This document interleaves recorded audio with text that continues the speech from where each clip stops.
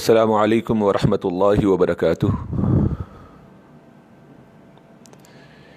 ان الحمد للہ رب العالمین والصلاة والسلام علی سید الانبیاء واشرف المرسلین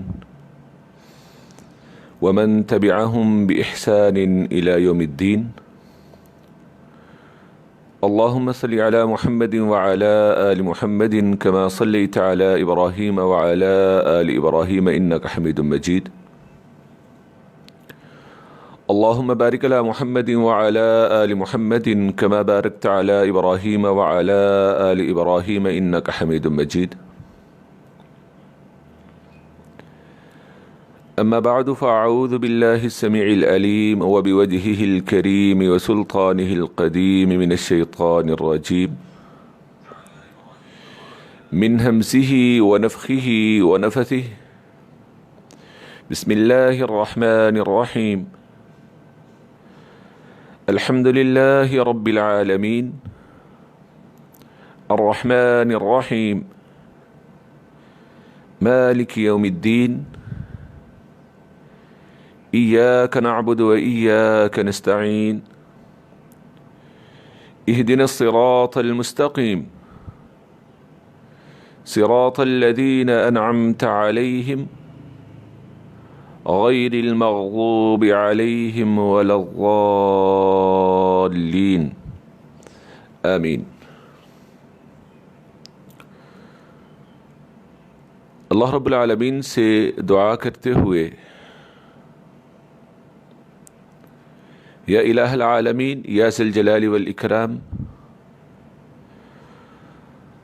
اللہم انی عبدک وابن عبدک وابن امتک ناصیتی بیدک ماض فی حکمک عدل فی قضاؤک، اسألک بکل اسم هو لک سمیت به نفسک او انزلته فی کتابک او علمته احدا من خلقک أو استأثرت به في علم الغيب عندك أن تجعل القرآن ربيع قلوبنا ونور صدورنا وجلاء أحزاننا وذهاب همومنا وغمومنا۔ ہمارے مالک،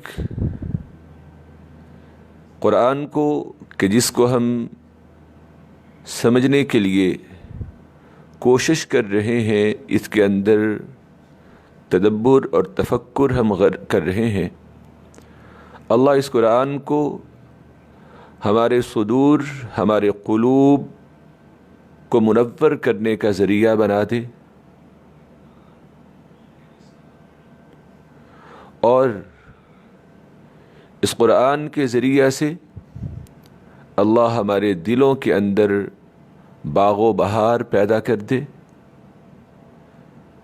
اور اللہ اس قرآن کو ہمارے غموں، ہماری فکروں کو ختم کرنے والا بنا دے۔ آج کی ہماری کلاس دورہ قرآن کی تیسری کلاس ہے، اور آج کے دن جو ہم پڑھنے والے ہیں ان کے بارے میں مختصراً ابتدا میں آپ کو بتاتا چلوں کہ کل ہم نے قرآن کریم میں ذکر کردہ 5 علوم کے بارے میں صرف جانا تھا، اور ان علوم کے حوالے سے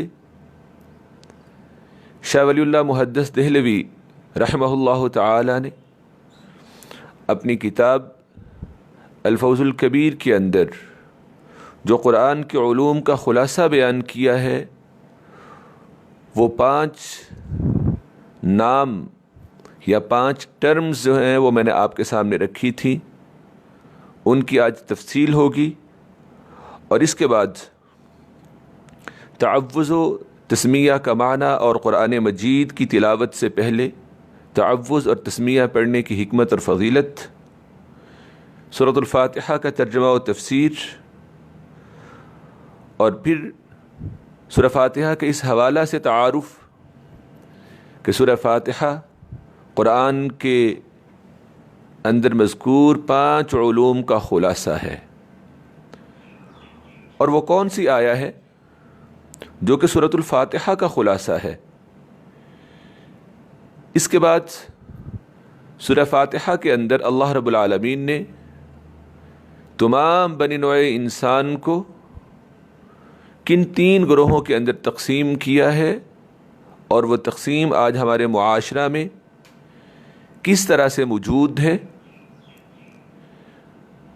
سورۃ الفاتحہ کا ترجمہ و تفسیر کے بعد ہم انشاءاللہ العزیز سورۃ البقرہ کا آغاز کریں گے، اور سورۃ البقرہ کا تعارف، فضیلت اور اس کی ابتدائی تقریباً 40 آیات جو ہیں ان کا ترجمہ اور تفسیر ہم پڑھیں گے، اور ان 40 آیات میں آغاز میں اللہ رب العالمین نے قرآن جو کہ کتاب ہدایت ہے، اس کتاب ہدایت سے ہدایت کون حاصل کر سکتا ہے، اس کے اندر کون سی کوالٹیز، کون سے اوصاف ہوں تو وہ اس کتاب سے رہنمائی پا سکے گا، اس کے اوپر انشاءاللہ گفتگو ہوگی۔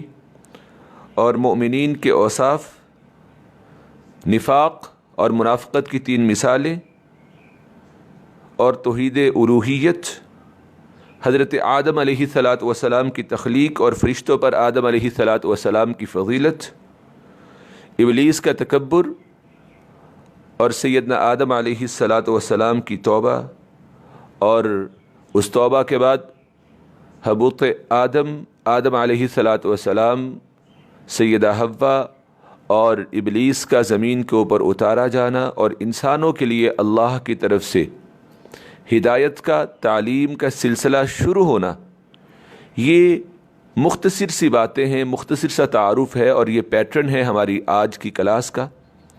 تو ہم آغاز کرتے ہیں۔ قرآن کریم کے اندر اللہ رب العالمین نے جو 5 علوم ذکر کیے ہیں، وہ 5 علوم یہ ہیں۔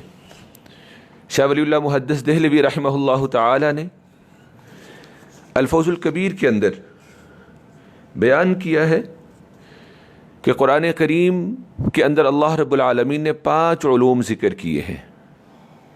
پہلا علم التذکیر بآلاء اللہ، کہ اللہ رب العالمین کی نعمتوں اور اللہ کی ذات و صفات اور افعال اور اللہ کی عظمت، جلال و جمال کے ذریعہ سے اللہ رب العالمین نے ہم انسانوں کو نصیحتیں کی ہیں۔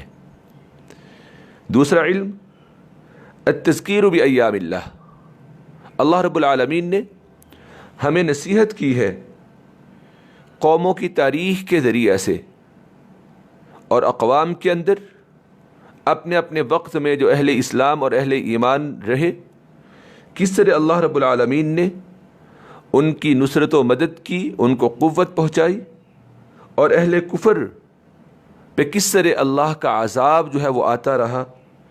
اس کے ذریعہ سے اللہ رب العالمین نے قرآن کے اندر ہمیں نصیحتیں کی ہیں، اور اس علم کے تحت اس میں قرآن کے اندر بیان کیے گئے قصص، واقعات، قصص القرآن، اسی طرح نبی اکرم صلی اللہ علیہ وآلہ وسلم کی دعوت، ہجرت، جہاد و قتال، اور اس میں رسول اللہ صلی اللہ علیہ وآلہ وسلم کے دور حیات میں، حیات طیبہ میں ہونے والے غزوات کا ذکر، جن میں غزوہ بدر، غزوہ احد، احزاب، صلح حدیبیہ، فتح خیبر، فتح مکہ، غزوہ حنین اور غزوہ تبوک کو اللہ رب العالمین نے خاص طور پہ قرآن کریم کے اندر ذکر فرمایا۔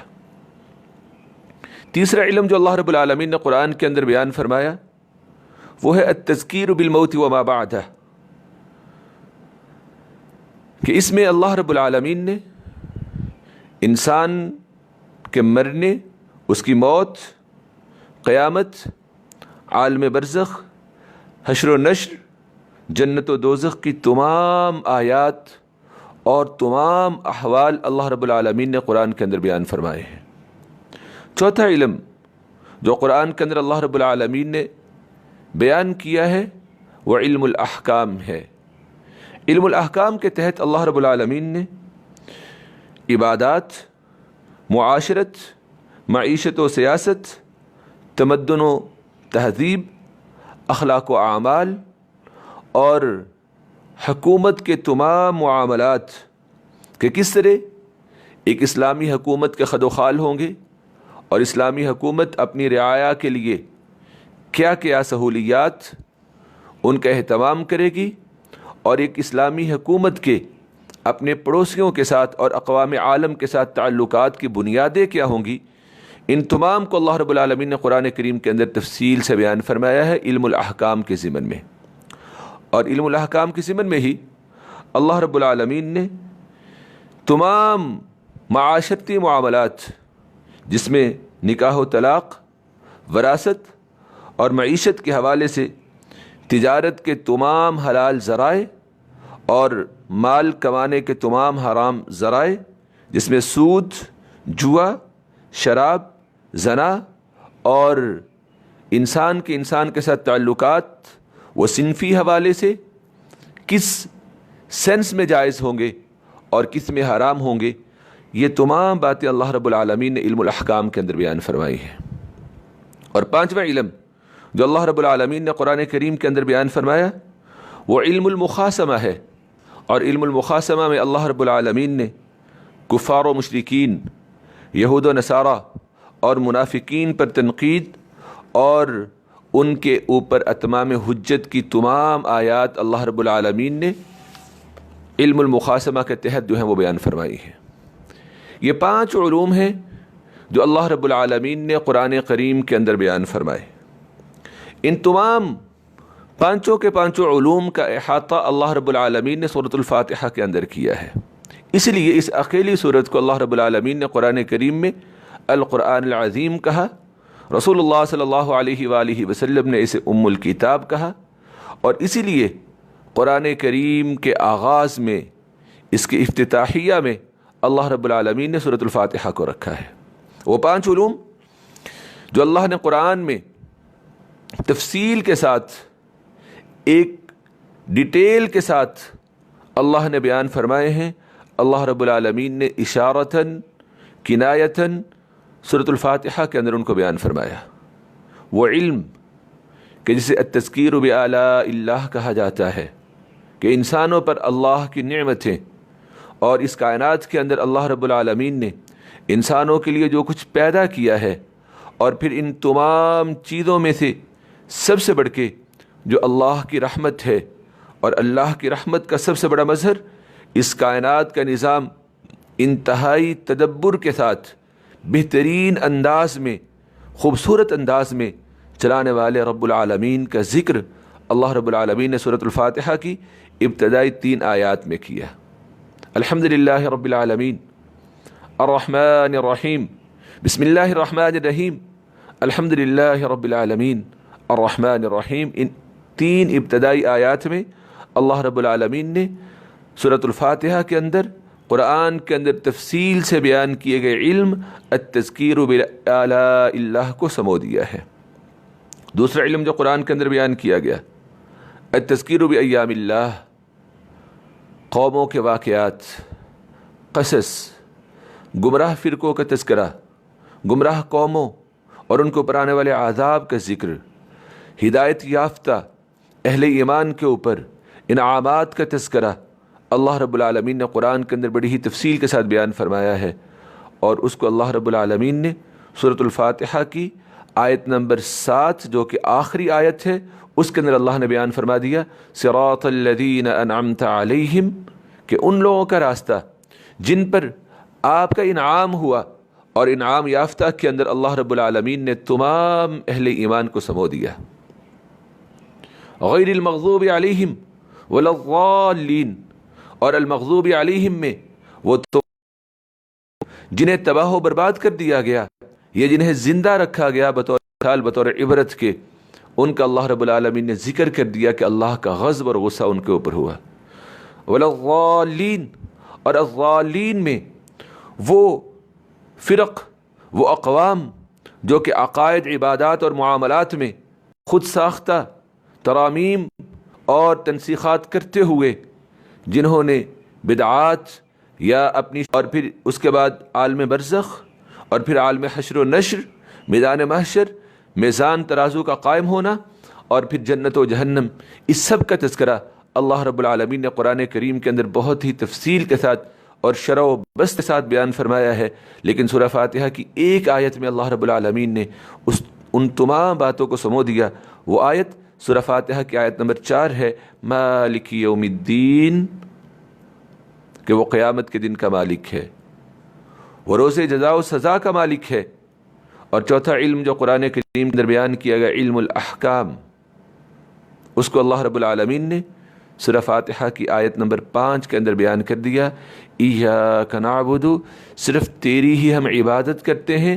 اور عبادت اور بندگی کے اندر انسان کا اپنی زندگی کے تمام پہلوؤں میں خود کو اللہ کا مطیع و فرما بردار بناتے ہوئے اللہ کے احکامات کو منوعاً تسلیم کر لینا ہی عبادت ہے۔ اور پانچواں علم جو علم المخاصمہ، کہ گمراہ فرقوں کو بتانا کہ آپ گمراہ ہیں اور آپ کی گمراہی کے یہ اسباب ہیں۔ اہل ایمان، اہل کفر و شرک، اہل نفاق، اہل ایمان کی خاصیات اور اہل کفر و شرک کی برائیاں اور ان کی گمراہیاں، اہل نفاق کا مرض، یہ علم المخاصمہ ہے کہ جس میں حق کو ثابت کیا جاتا ہے اور باطل کو جھٹلایا جاتا ہے، اور اس کے لیے مثالیں بھی بیان کی جاتی ہیں۔ یہ اللہ رب العالمین نے سورۃ الفاتحہ کی آیت نمبر 7 میں بیان فرمایا، صراط الذین انعمت علیہم غیر المغضوب علیہم ولا الضالین۔ تو یہ تو تھا قرآن کے 5 علوم جو اللہ نے قرآن کے اندر بیان فرمائے، اور وہ تمام کے تمام علوم اللہ رب العالمین نے سورہ فاتحہ کے اندر سمو دیے ہیں، اور ان کی تشریح پھر پورے قرآن کے اندر موجود ہے۔ اسی لیے سورۃ الفاتحہ کو القرآن العظیم بھی کہا جاتا ہے، افتتاحی سورت بھی کہا جاتا ہے، اور اسی لیے سورہ فاتحہ کو ام الکتاب اور ام القرآن جو ہے وہ کہا جاتا ہے۔ اس کے بعد قرآن کریم کا آغاز جب کیا جاتا ہے تو اس سے پہلے تعوذ پڑھی جاتی ہے، اور اللہ رب العالمین نے خود اس بات کا حکم بھی دیا ہے۔ اللہ رب العالمین سورۃ النحل آیت نمبر 98 اور 99 اور 100 میں بیان فرماتے ہیں، فَإِذَا قَرَأْتَ الْقُرْآنَ فَاسْتَعِذْ بِاللَّهِ مِنَ الشَّيْطَانِ الرَّجِيمِ، پھر جب آپ قرآن پڑھنے لگیں تو شیطان مردود سے اللہ کی پناہ مانگ لیا کریں، کہ شیطان مردود سے بچنے کے لیے اللہ کی پناہ میں آ جایا کریں، اللہ کی پناہ حاصل کیا کریں۔ تو یہ بات سمجھ لینی چاہیے کہ قرآن کریم کے آغاز، اس کی تلاوت، اس کے ترجمہ و تشریح کے آغاز سے پہلے تعوذ، جو کہ اعوذ باللہ من الشیطان الرجیم ہے، اس کو پڑھنا جو ہے وہ ضروری ہے۔ کیوں؟ کہ جب تک آپ اللہ کی پناہ میں نہیں آئیں گے، آپ کتاب ہدایت سے بھی راہ ہدایت نہیں پا سکتے ہیں۔ جیسا کہ اللہ رب العالمین سورہ بقرہ کے اندر ہی بیان فرماتے ہیں، اور آج ہم نے وہ پڑھنا بھی ہے۔ اللہ فرماتے ہیں، ان اللہ لا یستحی ان یضرب مثلا ما بعوضة فما فوقها فاما الذین آمنوا فیعلمون انہ الحق من ربهم واما الذین کفروا فیقولون ماذا اراد اللہ بهذا مثلا یضل به کثیرا ویہدی به کثیرا وما یضل به الا الفاسقین۔ اللہ رب العالمین اس بات سے کوئی بھی عار نہیں سمجھتے ہیں، اللہ حیا نہیں کرتے۔ بات کو سمجھانے کے لیے اللہ مثال بیان کرے، اور وہ مثال مچھر سے بڑی یا مچھر سے کمتر کسی چیز کی ہو، لیکن اس مثال سے ہدایت کون پاتا ہے؟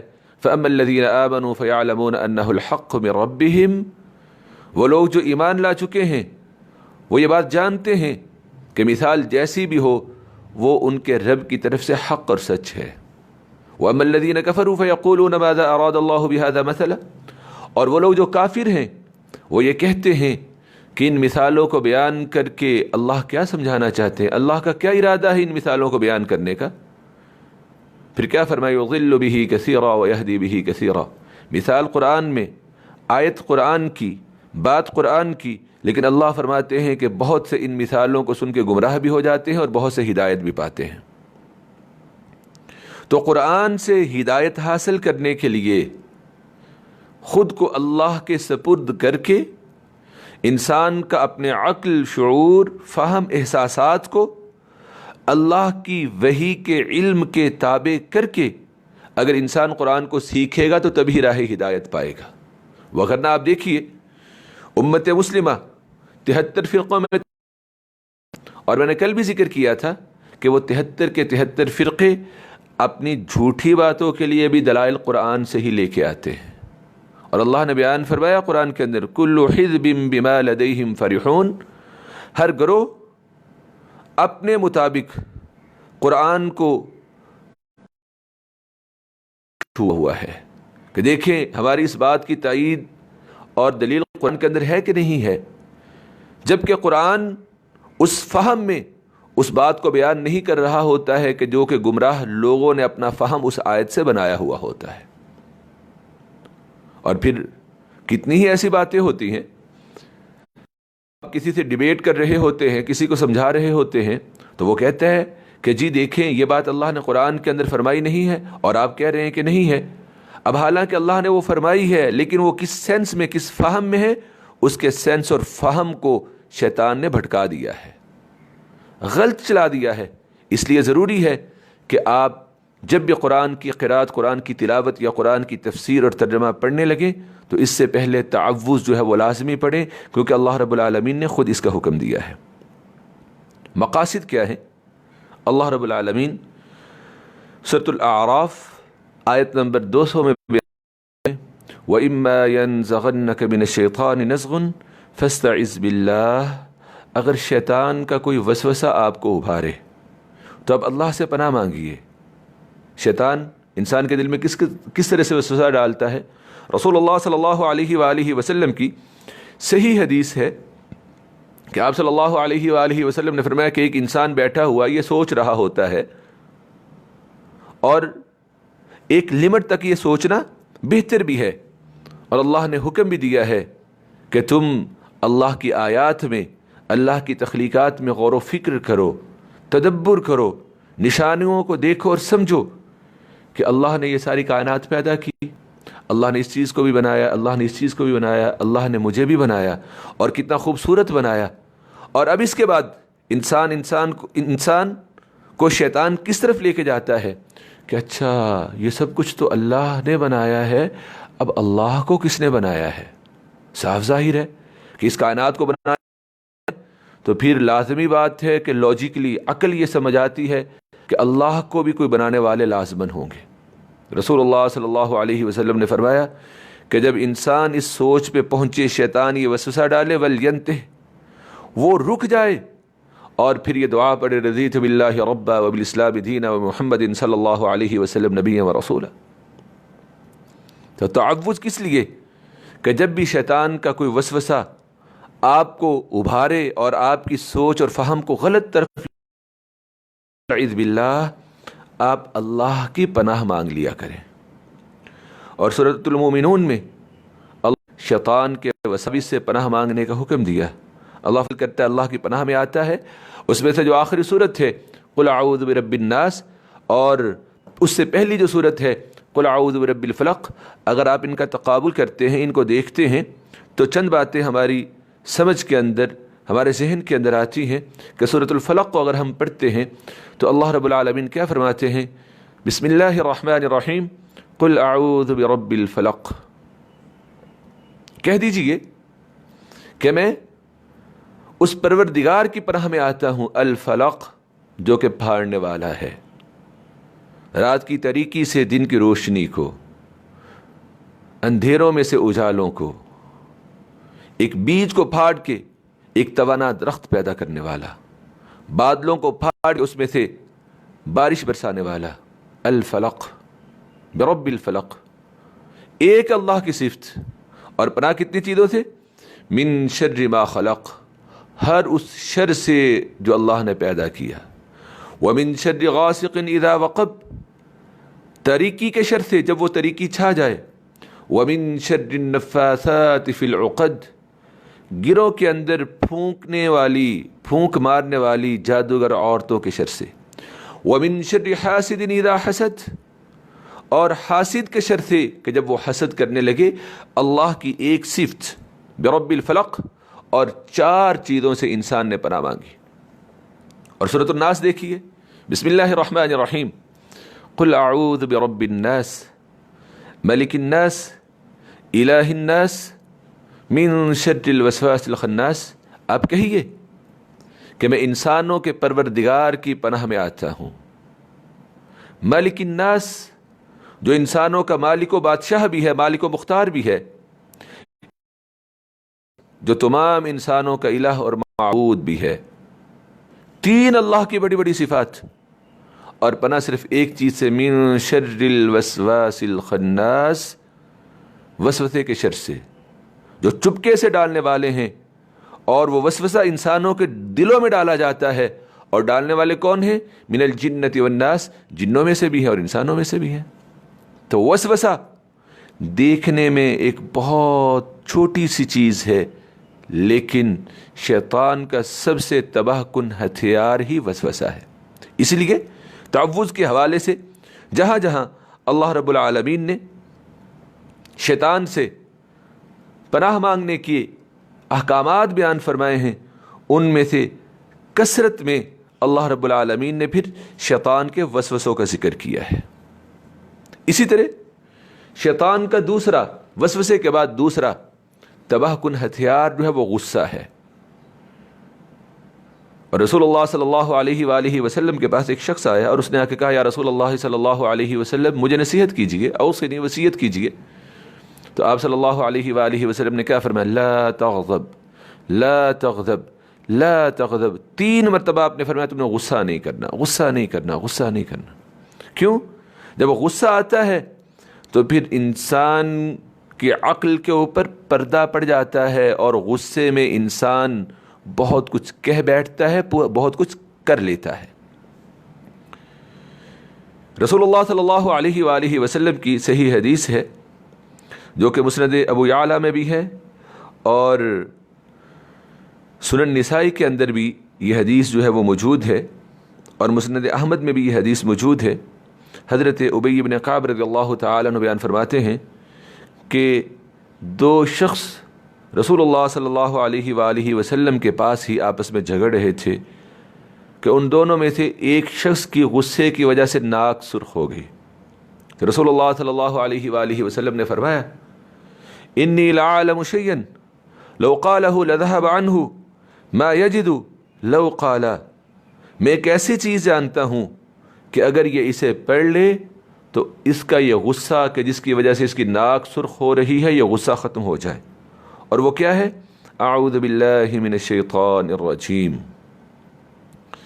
تو استعاذہ کے ذریعہ سے انسان اللہ کی پناہ میں بھی آتا ہے، اور استعاذہ کے ذریعہ سے ہی انسان جو ہے وہ اپنے غصہ کو بھی ختم کر لیتا ہے۔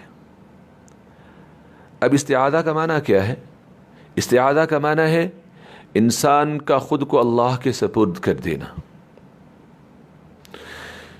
ایک اللہ ہے، دوسرا انسان ہے، اور تیسرا شیطان ہے۔ اللہ اور شیطان کے درمیان انسان، کس معنی میں؟ اللہ نے فرمایا کہ تم نے میرا بندہ بننا ہے۔ شیطان نے جب اللہ کی نافرمانی کی اور اللہ نے شیطان کو یہ حکم دیا کہ اب تم یہاں سے نکل جاؤ، وَإِنَّ عَلَيْكَ اللَّعْنَةَ إِلَىٰ يَوْمِ الدِّينِ، قیامت کے دن تک تم پر میری لعنت اور پھٹکار برستی رہے گی، اور انسان بھی تیرے اوپر لعنت کرتا رہے گا۔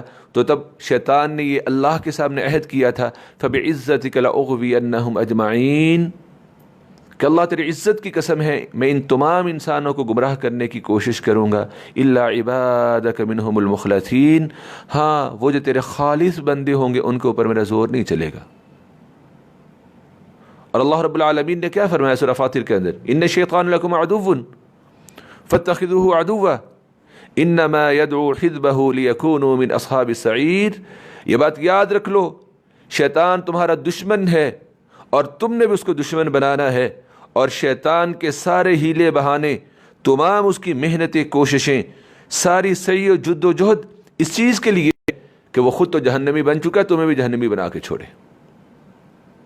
اب شیطان کے سامنے انسان کمزور ہے اپنے وجود میں، اپنے قوا میں، اپنی طاقتوں میں، تو پھر محفوظ کیسے رہا جا سکتا ہے؟ محفوظ رہنے کا ایک ہی ذریعہ ہے کہ خود کو اس ذات کے سپرد کر دو کہ جو ذات انسان سے بھی قوی ہے، اور جو ذات شیطان سے بھی قوی ہے، اور جو ذات اس کائنات میں سب سے زیادہ قوت و طاقت والی ہے۔ اس لیے یہ حکم دیا گیا کہ کس کی پناہ حاصل کرنی؟ اللہ کی پناہ حاصل کرنی ہے۔ اب پناہ کے لیے، تعوذ کے لیے، استعاذہ کے لیے کون سا کلمہ اور جملہ جو ہے وہ اللہ رب العالمین نے ہمیں عطا فرمایا، وہ ہے اعوذ باللہ من الشیطان الرجیم۔ اس کے معنی کیا ہوئے؟ اعوذ باللہ، میں اللہ کی بارگاہ میں پناہ لیتا ہوں، اللہ کی پناہ حاصل کرتا ہوں شیطان سے، الرجیم جو کہ مردود ہے۔ کس چیز کی پناہ؟ کہ وہ شیطان میرے دین میں یا دنیا میں مجھے کوئی نقصان پہنچا سکے، یا مجھے شیطان اس کام کے کرنے سے روک سکے جس کے کرنے کا حکم مجھے اللہ رب العالمین نے دیا ہے، یا وہ شیطان مجھے ایسے کام کی ترغیب دے، مجھے ابھارے جس کام کے کرنے سے مجھے منع کیا گیا ہے۔ کیونکہ میں نے پہلے ہی ذکر کیا کہ انسان اپنی وجود میں، اپنے طاقت میں، اپنے اعضاء و قوا میں، اپنی صلاحیتوں میں شیطان سے کمزور ہے۔ تو پھر شیطان سے انسان کو کون بچا سکتا ہے؟ اللہ ہی بچا سکتے ہیں۔ اس لیے پناہ بھی کس کی حاصل کرنی ہے؟ اللہ کی پناہ حاصل کرنی ہے۔ اس لیے اللہ تعالیٰ نے حکم دیا ہے کہ شیطان انسانوں کے شیطان کا مقابلہ حسن سلوک اور احسان کے ساتھ کیا جائے۔ اگر کوئی انسانوں میں سے شیطانی کرنے کے اوپر تلا ہوا ہے اور شیطانی کر رہا ہے، اس کو سمجھایا جائے، اس کی تربیت کی جائے، اسے ایجوکیٹ کیا جائے، اس کے ساتھ حسن سلوک اور احسان کیا جائے کہ اس سے اس کی طبیعت کا شر جو ہے وہ دور ہو جائے گا۔ مگر شیطان جن، جو جنوں میں سے شیطان ہے، جسے ابلیس کہا جاتا ہے، اس کے شر سے بچنے کے لیے اللہ رب العالمین نے پھر استعاذہ کا حکم دیا ہے، کیونکہ یہ ایسا دشمن ہے کہ جو اپنے ہدف کے ساتھ ایسی کمٹمنٹ کیے ہوئے ہے کہ نہ ہی یہ کسی نیکی سے متاثر ہوتا ہے، نہ کسی احسان سے متاثر ہوتا ہے، نہ ہی کسی طرح کی یہ کوئی آفر قبول کرتا ہے، اور یہ طبعاً شریر ہے۔ انسان طبعاً شریر نہیں، جن شیطان ابلیس طبعاً شریر ہے۔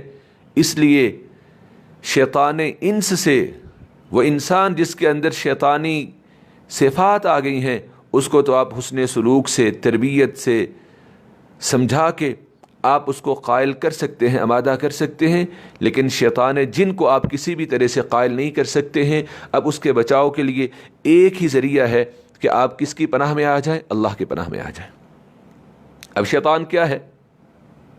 شیطان کے حوالے سے لوگوں نے بہت سے اس کے نام رکھے ہوئے، عزازیل بھی اس کو کہا جاتا ہے، اور بھی نام، اور پھر اس کے حوالے سے بہت سی باتیں جو ہیں وہ ہمارے ہاں معروف و مشہور ہیں کہ جی شیطان جو ہے وہ فرشتہ تھا اور اس نے اللہ کی بہت زیادہ عبادت کی، اس طرح سے عبادت کی کہ زمین کے چپے چپے کے اوپر اس نے سجدے کیے، اور پھر اس نے پہلے، دوسرے، تیسرے، چوتھے، پانچویں، چھٹے، ساتویں آسمان پہ بھی اس نے چپے چپے کے اوپر سجدے کیے۔ زمین کے اوپر اس کا یہ نام، پہلے آسمان پہ اس کا یہ نام، دوسرے پہ یہ نام، تیسرے پہ یہ نام، اس طرح کی باتیں سوشل میڈیا کے اوپر، واٹس ایپ کے اوپر، پوسٹ کے اندر یہ باتیں آپ کو ملیں گی۔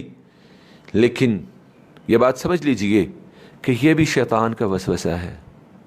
آپ کسی بھی انسان کے لیے اپنے دل میں ہر لمحہ اسی وقت نفرت رکھ سکیں گے جب آپ کے سامنے اس کا کوئی بھی سافٹ،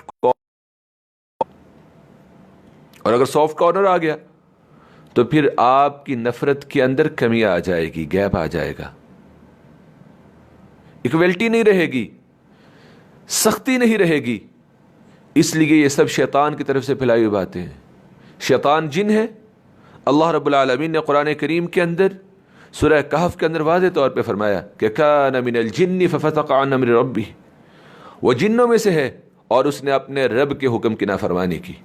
اور سلسلۃ الصحیحہ کے اندر امام البانی رحمہ اللہ نے یہ حدیث صحیح سند کے ساتھ ذکر کی ہے کہ جب اللہ رب العالمین نے یہ ارادہ کیا کہ خیر تو ہے ہی ہے، دنیا کے اندر شر کا بھی وجود ہونا چاہیے، تو پھر اللہ رب العالمین نے شیطان کو، ابلیس کو تخلیق کیا۔ تو جس کی تخلیق ہی شر سے ہو اور جس کی طبیعت کے اندر شر ہی شر ہو، پھر اس سے نیکی کی امید رکھنا یا اس کے بارے میں نیک ہونے کا خیال رکھنا سمجھ لیجیے درست نہیں ہے۔ شیطان کے لغوی معنی دور ہونے کے ہیں، اور شیطان کو شیطان اس لیے کہا جاتا ہے کہ وہ اپنی طبیعت کے اعتبار سے، نیچر کے اعتبار سے انسانی طبیعت اور نیچر سے بہت دور ہے، آپس میں میل ہی نہیں کھاتی ہیں، کوئی تعلق اور واسطہ ہی نہیں ہے۔ انسانی طبع کے اندر، انسانی نیچر کے اندر اللہ رب العالمین نے بھلائی اور خیر رکھا ہوا ہے۔ رسول اللہ صلی اللہ علیہ وآلہ وسلم نے فرمایا کل مولود یولد علی الفطرہ، ہر پیدا ہونے والا بچہ فطرت کے اوپر پیدا ہوتا ہے۔ کون سی فطرت؟ اللہ رب العالمین نے سورہ روم کے اندر بیان فرمایا فطرت اللہ التی فطر الناس علیہا، اللہ نے انسانوں کو اپنی فطرت کے اوپر پیدا کیا ہے۔ تو انسان طبعی طور پہ نیکی والا، خیر و بھلائی والا اور اچھی عادات کا حامل ہے، اس کے اندر نیکی کی قوت، اس کی جبلت اور فطرت کے اندر خیر اور بھلائی زیادہ ہے بنسبت شر کے، اور شیطان جو ہے اس کی جبلت میں، اس کی نیچر میں، اس کی طبع کے اندر صرف اور صرف شر ہی شر ہے، خیر کا وہاں پہ کوئی گزر تک بھی نہیں ہے۔ اور دوسرا معنی یہ شاطن سے نکلا ہوا ہے کہ جس کا معنی بھڑکنا ہوتا ہے، کیونکہ یہ آگ سے پیدا کیا گیا۔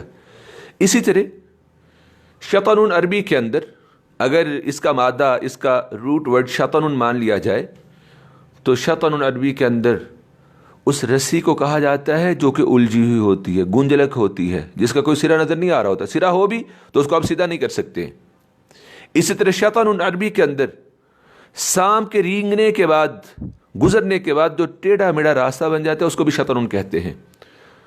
اسی طرح شیطان کا بھی کوئی سر پیر نہیں ہے، وہ برے کے پاس آئے گا، اس کو برائی کے لیے وسوسے ڈالے گا، نیک کے پاس آئے گا، نیکی کے ذریعے اس کو گمراہ کرے گا۔ دیکھو کتنا اچھا تم نے بیان کیا، اور دل کے اندر ریا، دل کے اندر اخلاص کی کمی ڈالے گا۔ برا انسان کھڑا ہوگا عبادت کے لیے، اور چھوڑو تم نے عبادت کر کے کیا کرنا ہے، اتنے تو تم گناہ گار ہو، تمہاری عبادت کا اللہ نے قبول کرنی ہے، اس طرح سے اس کو رگلائے گا۔ نیک انسان عبادت گزار اس کے پاس آئے گا، اور لمبی عبادت کرو، پاس بیٹھا ہوا تمہیں دیکھ رہا ہے، اس کو پتہ چلے کہ تمہاری عبادت بہت زبردست ہوتی ہے، اس طرح سے آ کے گمراہ کرے گا۔ ایک عام لیول کے مومن انسان کے پاس آئے گا، نماز میں وسوسے ڈالے گا، اس کو کام یاد کروائے گا۔ ایک نیک انسان کے پاس آئے گا، نماز میں وسوسے ڈالے گا، اس کو قرآن کی آیات، احادیث اور تفسیر اور معانی جو ہے وہ اس کے ذہن کے اندر آنے شروع ہو جائیں گے۔ وہ جو ارتکاز اور کنسنٹریشن ہونی چاہیے نماز کے اندر، اس کو وہ ختم کرے گا۔ اس شیطان کا کوئی سرا نہیں ہے، گنجلک ہے، کوئی پتہ ہی نہیں، اس لیے شطن بھی اس کا ایک مادہ بنتا ہے۔ الرجیم، الرجیم رجم سے ہے، جس کا مطلب ہے کہ اس کے اوپر ہر لمحہ اللہ کی لعنت اور انسانوں کی لعنت اور پھٹکار پڑی ہوئی ہے۔ اور رجیم اس کو اس لیے کہا جاتا ہے کہ یہ ہر قسم کی خیر سے جو ہے وہ دور ہے۔ رسول اللہ صلی اللہ علیہ وآلہ وسلم، اللہ رب العالمین قرآن کریم کے اندر سورہ ملک میں یہ بات بیان فرماتے ہیں، سورہ ملک کی آیت نمبر 5 میں وَلَقَدْ زَيَّنَّا السَّمَاءَ الدُّنْيَا بِمَصَابِيحَ وَجَعَلْنَاهَا رُجُومًا لِلشَّيَاطِينِ وَأَعْتَدْنَا لَهُمْ عَذَابَ السَّعِيرِ، اور یقیناً ہم نے آسمان دنیا کو تاروں کے چراغوں سے خوبصورت اور مزین کیا ہے، اور ان ستاروں کو شیطانوں کے مارنے کا ذریعہ بھی بنایا، ہر خیر سے دور ہے۔ الرجیم جس کے اوپر ہر لمحہ لعنت پڑتی رہتی ہے۔ تو یہ تو تھا استعاذہ۔ استعاذہ پڑھنے کی حکمت کیا ہے اور کیوں استعاذہ پڑھنے کا حکم دیا گیا ہے، اس کے بعد اب ہم تسمیہ کی طرف آتے ہیں۔ بسم اللہ الرحمن الرحیم۔ بسم اللہ ابتدا ہے، آغاز ہے اللہ کے نام کے ساتھ، الرحمن جو رحمان ہے، الرحیم جو مہربان ہے۔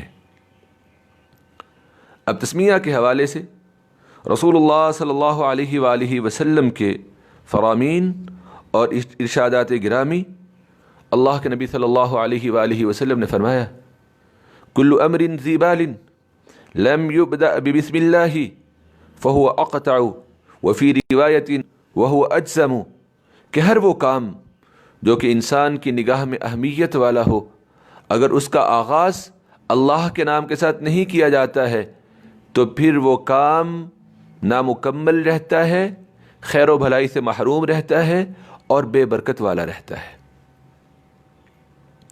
اور اللہ کا نام ہی یہ حق رکھتا ہے کہ اللہ کے نام کے ساتھ برکت حاصل کی جائے، اور جہاں اللہ کا نام آ جاتا ہے پھر برکات بھی آتی ہیں اور شیطان سے بھی انسان محفوظ رہ جاتا ہے۔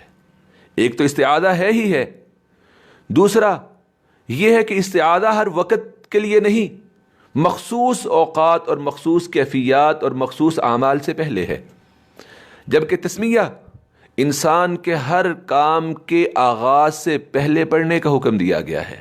یہ بھی فرق ہے تعوذ اور تسمیہ میں کہ تعوذ ہر کام سے پہلے نہیں ہے، ہر کیفیت میں نہیں ہے، مخصوص کیفیات ہیں، مخصوص عبادات ہیں، مخصوص لمحات ہیں، مخصوص کام ہیں جن سے پہلے آپ نے استعاذہ پڑھنا ہے، تعوذ پڑھنا ہے۔ جبکہ تسمیہ آپ شریعت کے اسلام کی تعلیمات کو آپ دیکھیں گے تو آپ کو ہر کام سے پہلے جو ہے وہ ملے گا، اور اس کی دو ہی بنیادی باتیں ہیں۔ ایک یہ کہ اللہ کے نام کے ساتھ انسان اپنے اس کام کے اندر برکت حاصل کرتا ہے، برکت لیتا ہے، اللہ کی معیت اور رفاقت لیتا ہے، اور دوسرا اس کے ذریعے سے شیطان کے ہیلوں سے، شیطان کے عمل دخل سے بھی محفوظ ہو جاتا ہے۔ بہت سی باتیں ہیں، اور بسم اللہ کے ذریعے انسان شیطان کو ناک آؤٹ بھی کرتا ہے، بھگا دیتا ہے، پھر وہ اس کے قریب تک نہیں بھٹکتا۔ جیسا کہ رسول اللہ صلی اللہ علیہ وآلہ وسلم کی صحیح حدیث ہے مسند احمد کے اندر، اور مسند احمد کے ساتھ ساتھ یہ دیگر کتب روایات، کتب احادیث کے اندر بھی موجود ہے۔ حضرت عبداللہ ابن عباس رضی اللہ تعالی عنہ اس حدیث کے راوی ہیں، وہ بیان کرتے ہیں کہ میں رسول اللہ صلی اللہ علیہ وآلہ وسلم کے پیچھے گدھے پہ سوار تھا، تو گدھا ذرا سا پھسلا، اس کو ٹھوکر لگی، تو میں نے کہا تعس الشیطان، شیطان تیرا برا ہو۔ رسول اللہ صلی اللہ علیہ وآلہ وسلم نے فرمایا لا تقل تعس الشیطان فإنك اذا قلت تعس الشیطان تعادم الشیطان في نفسه وقال سرعته بقوتي فإذا قلت بسم الله تساغرت إليه نفسه حتى يكون أصغر من ذباب۔ جب بھی تمہیں کوئی ٹھوکر لگے، ایڑ لگے، کوئی تکلیف پہنچے تو یہ نہ کہو کہ شیطان تیرا برا ہو، کیونکہ اس سے شیطان پھول جاتا ہے اور وہ یہ سمجھتا ہے کہ دیکھو انسان نے سمجھ لیا نا کہ میری بھی کوئی قوت و طاقت ہے، میں اس کو چلو خیر نہیں، زر پہنچانے کا تو میں زر پہنچانے کی طاقت تو میں رکھتا ہوں نا۔ جب آپ کہتے ہیں کہ شیطان تیرا برا ہو تو پیچھے مقصد کیا ہوتا ہے کہ تیری وجہ سے پاؤں پھسلا، تیری وجہ سے ٹھوکر لگی، تو شیطان پھول جاتا ہے اور کہتا ہے کہ دیکھو اس انسان نے چلو یہ تو نہیں سمجھا کہ خیر میری طرف سے ہے، لیکن یہ تو سمجھ لیتا ہے کہ شر میری طرف سے ہے، جبکہ خیر اور شر دونوں اللہ کی طرف سے، دونوں اللہ کی طرف سے، دونوں کے مالک و مختار اللہ رب العالمین ہے۔ اور شیطان یہ سمجھتا ہے، کہتا ہے کہ دیکھو اسے میں نے اپنی قوت سے گرا دیا، اگر تم اس وقت کہتے بسم اللہ تو اس سے شیطان اپنے آپ کو چھوٹا سمجھتا ہے، یہاں تک کہ وہ خود کو مکھی سے بھی چھوٹا اور حقیر جو ہے وہ سمجھتا ہے۔ اب بسم اللہ جب آپ پڑھتے ہیں، میں نے پہلے ذکر کیا کہ دو کام ہوتے ہیں، ایک یہ کہ اس کام کے اندر اللہ کی برکت آ جاتی ہے، اور دوسرا جو ہے شیطان کا عمل دخل اس سے ختم ہو جاتا ہے۔ بہت سی باتیں ہیں لیکن صرف دو مثالیں دے کے میں بات کو ختم کروں گا۔ رسول اللہ صلی اللہ علیہ وآلہ وسلم نے فرمایا کہ جب کوئی انسان اپنے گھر میں داخل ہوتا ہے بازار سے آ رہا ہے، شیاطین اس کے ساتھ چمٹے اور لگے ہوئے ہیں، جب وہ اپنے گھر میں داخل ہوتا ہے اور گھر میں داخل ہونے سے پہلے بسم اللہ پڑھ لیتا ہے. ایک تو پوری دعا ہے نا، بسم اللہ اللہم انی اسألک خیر المولج و خیر المخرج، بسم اللہ ولجنا و بسم اللہ خرجنا وعلی اللہ ربنا توکلنا. ایک یہ دعا ہے. یہ دعا نہیں آتی اکیلا بسم اللہ، اکیلا بسم اللہ، اکیلا بسم اللہ پڑھ لیتا ہے، شیطان خود بھی رک جاتا ہے اور اس کے ساتھ جو اور شیطان لگے ہوتے ہیں ان کو بھی کہتا ہے کہ اس بندے نے بسم اللہ پڑھ لیا ہے، اس گھر کے اندر نہ تو تمہارے داخلے کا اب کوئی ذریعہ باقی رہا ہے اور نہ ہی یہاں پہ تمہارے رہنے کا کوئی سامان باقی رہا ہے. جب انسان کھانا کھانا شروع کرتا ہے بسم اللہ نہیں پڑھتا، رسول اللہ صلی اللہ علیہ وسلم نے فرمایا کہ شیطان تمہارے ساتھ کھانے میں شامل ہوتا ہے اور وہ اپنے ہاتھ کھانے کے اندر ڈالتا ہے، مارتا ہے. اب شیطان کون ہے؟ جن کی خوراک ہے کہ وہ گندم کھائے، جن کی خوراک ہے کہ وہ گوشت کھائے، جن کی خوراک ہے کہ وہ پانی پیے، جن کی خوراک ہے کہ وہ سالن اور چاول کھائے. نہیں، جن کی خوراک کیا ہے؟ گوبر، لید، ہڈیاں بچی ہوئی، وہ جنات کی خوراک ہے. اب وہ کھا نہیں رہا لیکن اپنے شر والے، اپنے غلاظت والے، نجاست والے، پلیدگی والے، بیماریوں والے ہاتھ اس کے اندر داخل کر رہا ہے. فرمایا اگر کوئی انسان کھانے کے آغاز سے پہلے بسم اللہ پڑھ لے تو شیطان خود بھی اور اپنے حواریوں کو بھی کہتا ہے پیچھے ہو جاؤ، اب اس کھانے میں سے تمہارا کوئی بھی حصہ باقی نہیں رہا، کیونکہ اس نے کھانا شروع کرنے سے پہلے کیا پڑھ لیا؟ بسم اللہ پڑھ لیا. تیسری بات جو کہ ضروری بھی ہے، سمجھنی بھی ہے، اللہ رب العالمین نے بیان فرمایا قرآن کریم کے اندر کہ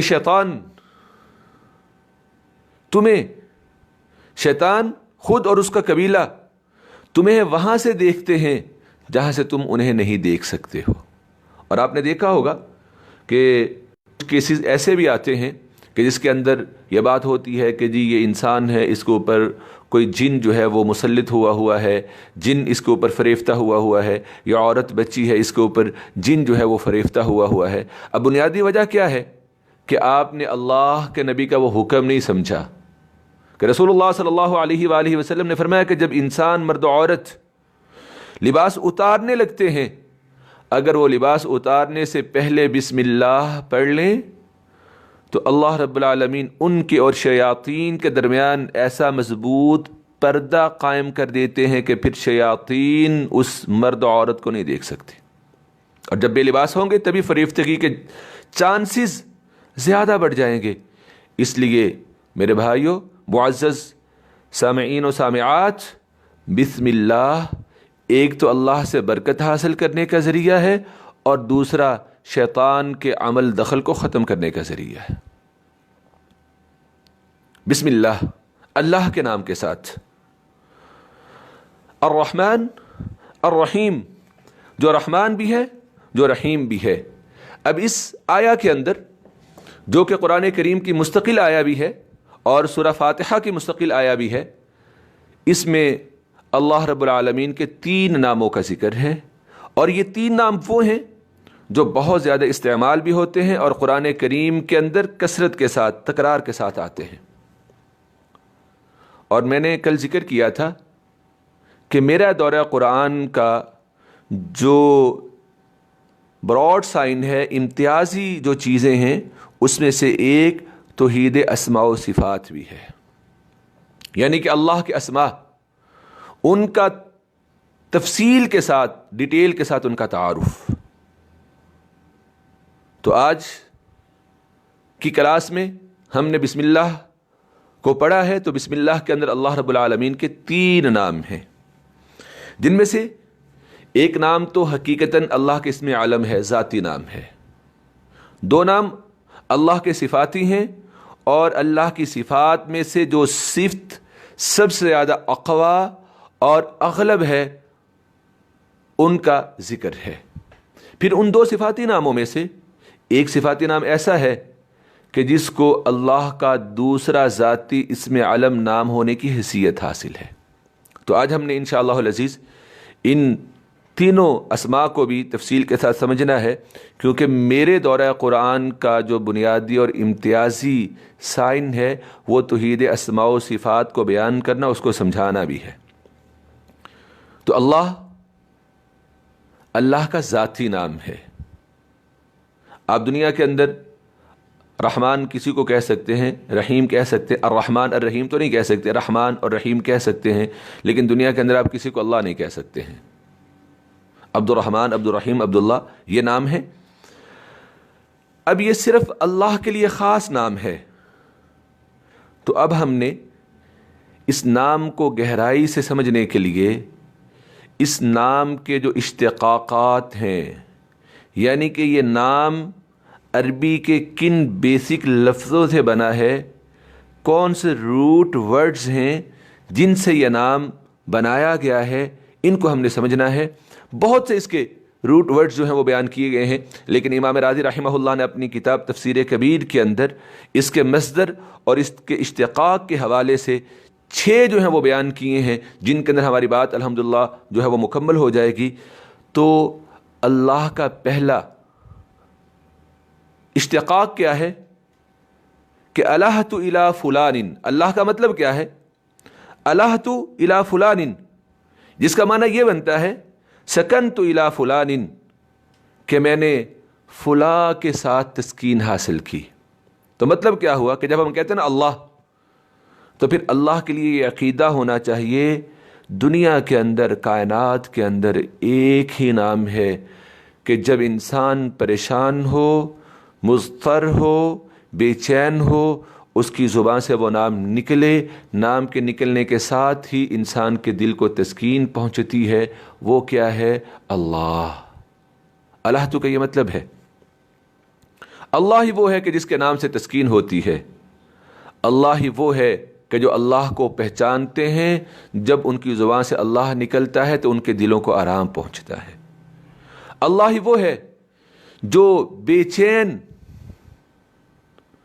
ڈپریسڈ انسانوں، لوگوں کے لیے تسکین کا ذریعہ ہے، جس کے بارے میں اللہ نے قرآن کے اندر فرمایا الا بذکر اللہ تطمئن القلوب، لوگوں آگاہ رہو، اللہ کی یاد ہی، اللہ کے نام کا تذکرہ ہی انسانوں کے دلوں کے اطمینان کا سبب ہے۔ اللہ کا دوسرا مشتق کیا ہے؟ دوسرا اشتقاق کیا ہے؟ الہ والہن، جس کا معنی کیا ہوتا ہے؟ وارفتگی، جذبات کے اندر وارفتگی، انسان کا شیدا ہو جانا، انسان کا فریفتہ ہو جانا، انسان کا بالکل مر مٹ جانا۔ تو اللہ ہی وہ ہے کہ انسان کا دل اسی اللہ کا والا و شیدا ہے۔ انسان کہ تمام پاکیزہ ارواح اسی اللہ کے لیے شیفتہ و فریفتہ ہیں۔ اللہ ہی وہ ہے کہ جب انسان اللہ کی معرفت تک پہنچتا ہے تو پھر اس انسان کی نگاہوں میں اللہ سے بڑھ کے کوئی بھی باقی نہیں رہتا ہے، جس کے بارے میں اللہ قرآن کے اندر فرماتے ہیں والذین آمنوا اشد حبا للہ، اہل ایمان ہی اللہ سے سب سے زیادہ سخت محبت کرنے والے ہیں۔ تیسرا اس کا اشتقاق کیا ہے؟ الہ یا لاہو، جس کا معنی بلند شان والا ہے۔ اللہ ہی وہ ہے جو مادیت سے اعلیٰ اور برتر ہے، اس کی شان اعلیٰ و بلند ہے۔ اللہ ہی وہ ہے جو زمان و مکان کے احاطہ سے ارفع و اعلیٰ ہے، ہر چیز کا احاطہ کیا جا سکتا ہے، ہر چیز ایک مکان کے ساتھ خاص ہے، لیکن اللہ رب العالمین ہر طرح کے زمان و مکان سے، وقت اور جگہ سے اللہ رب العالمین بلند و بالا ہے۔ اللہ ہی وہ ہے جو صاحبان عقل کے وہم و گمان سے بالا ہے۔ انسان کی عقل اور فہم میں، تصور میں اللہ سمو ہی نہیں سکتے ہیں، آ ہی نہیں سکتے ہیں۔ انسان کے فہم و ادراک سے اللہ کیا ہیں؟ بالا و برتر ہیں۔ اور چوتھا اس کا جو اشتقاق ہے وہ لاہ یلوہ، لاہین سے ہے، جس کا معنی احتجاب، پردہ ہے۔ اب اللہ رب العالمین کی ذات ہی وہ ذات واحد ہے کہ جو انسان کی عقلوں سے محجوب ہے۔ انسان اپنی عقل کے جتنے مرضی گھوڑے، انسان اللہ کو نہیں پا سکتا ہے، اللہ کی حقیقت کو نہیں پا سکتا ہے۔ کی ذات واحد کہ جس کا نور تمام انسانوں کے لیے چھپا ہوا ہے، پردے میں ہے. کہ رسول اللہ صلی اللہ علیہ وآلہ وسلم نے فرمایا کہ اللہ کا نور ایسے پردوں میں چھپا ہوا ہے کہ اگر وہ پردے ہٹا دیے جائیں اور اللہ کے نور کی نورانی شعاعیں اور کرنیں زمین کے اوپر پڑنا شروع ہو جائیں تو جہاں تک اللہ کے نورانی چہرے کی نورانی کرنیں اور شعاعیں پڑیں گی، احرقت سبحات وجہہ، تو اس کے چہرے کے نور کی وجہ سے زمین کے اوپر جو کچھ ہے، کائنات کے اندر جو کچھ ہے، وہ سب کا سب جل جائے گا.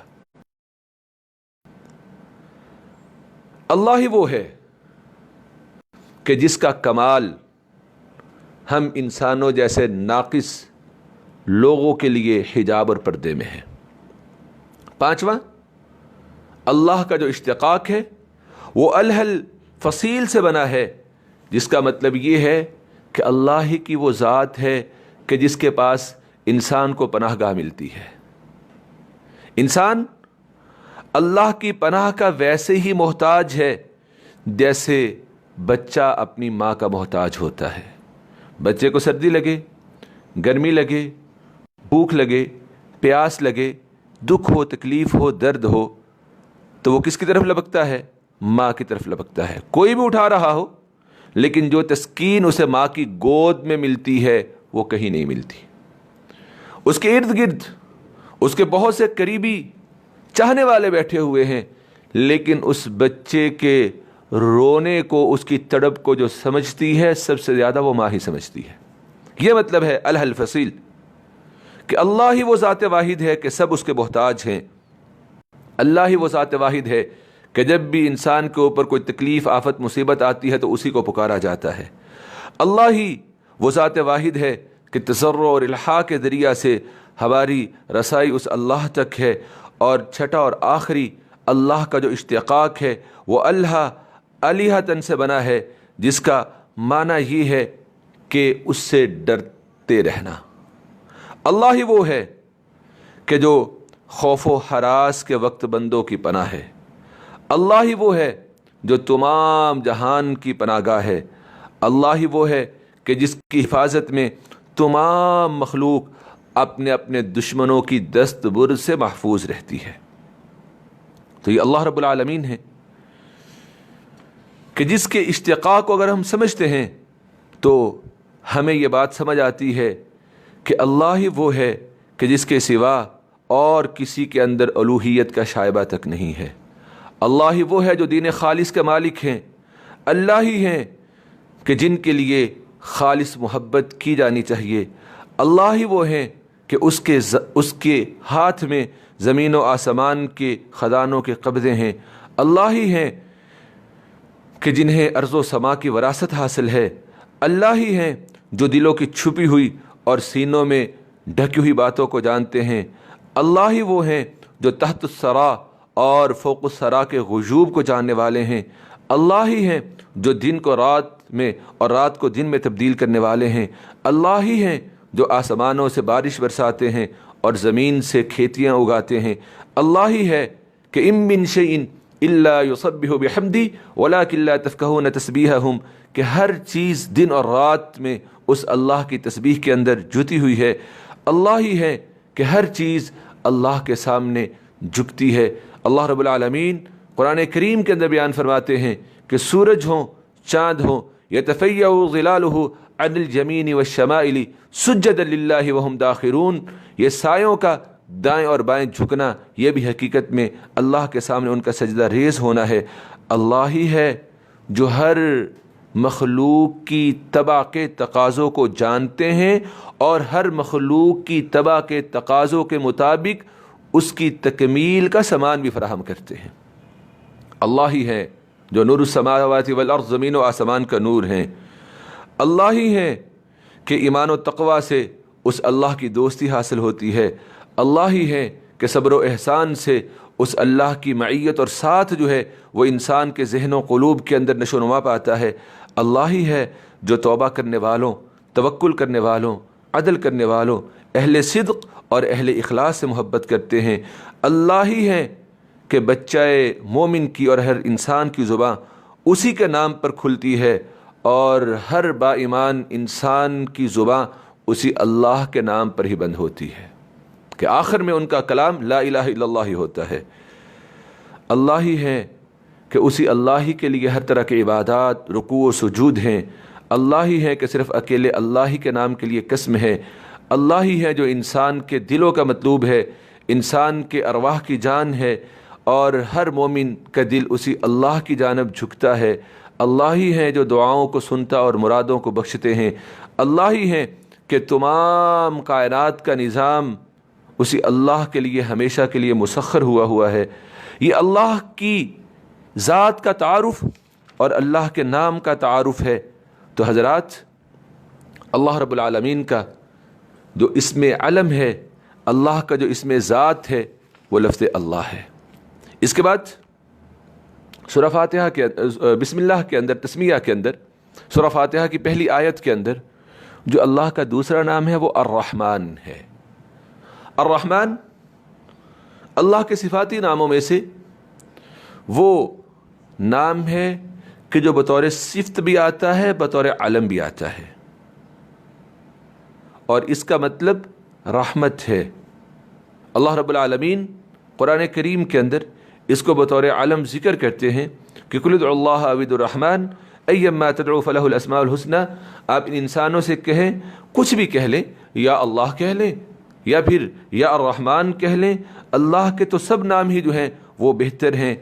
اور الرحمن کے حوالے سے ہمیں یہ بات بھی جان لینی چاہیے کہ جب ہم قرآن کا مطالعہ کرتے ہیں تو ہمیں یہ بات سمجھ میں آتی ہے کہ لفظ الرحمن کا تعارف سب سے پہلے اللہ نے اس امت مسلمہ میں اور اس قرآن کریم کے اندر کروایا۔ قرآن کریم کے اندر جہاں جہاں مشرکین مکہ سے اللہ کی تخلیقات اور مخلوقات کے پیدا کرنے کے حوالے سے سوال ہے کہ کون ہے جس نے اس کو پیدا کیا، تو وہ جواب کیا دیتے ہیں؟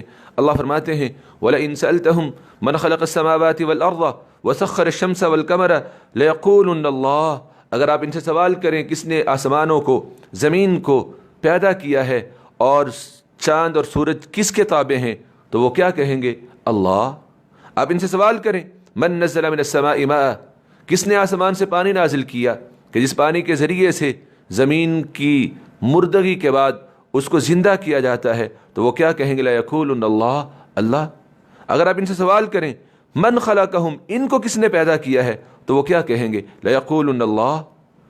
تو یہ تمام آیات سمجھاتی ہیں کہ مشرکین مکہ صرف اللہ کے نام سے متعارف تھے، الرحمن کے نام سے وہ متعارف نہیں تھے۔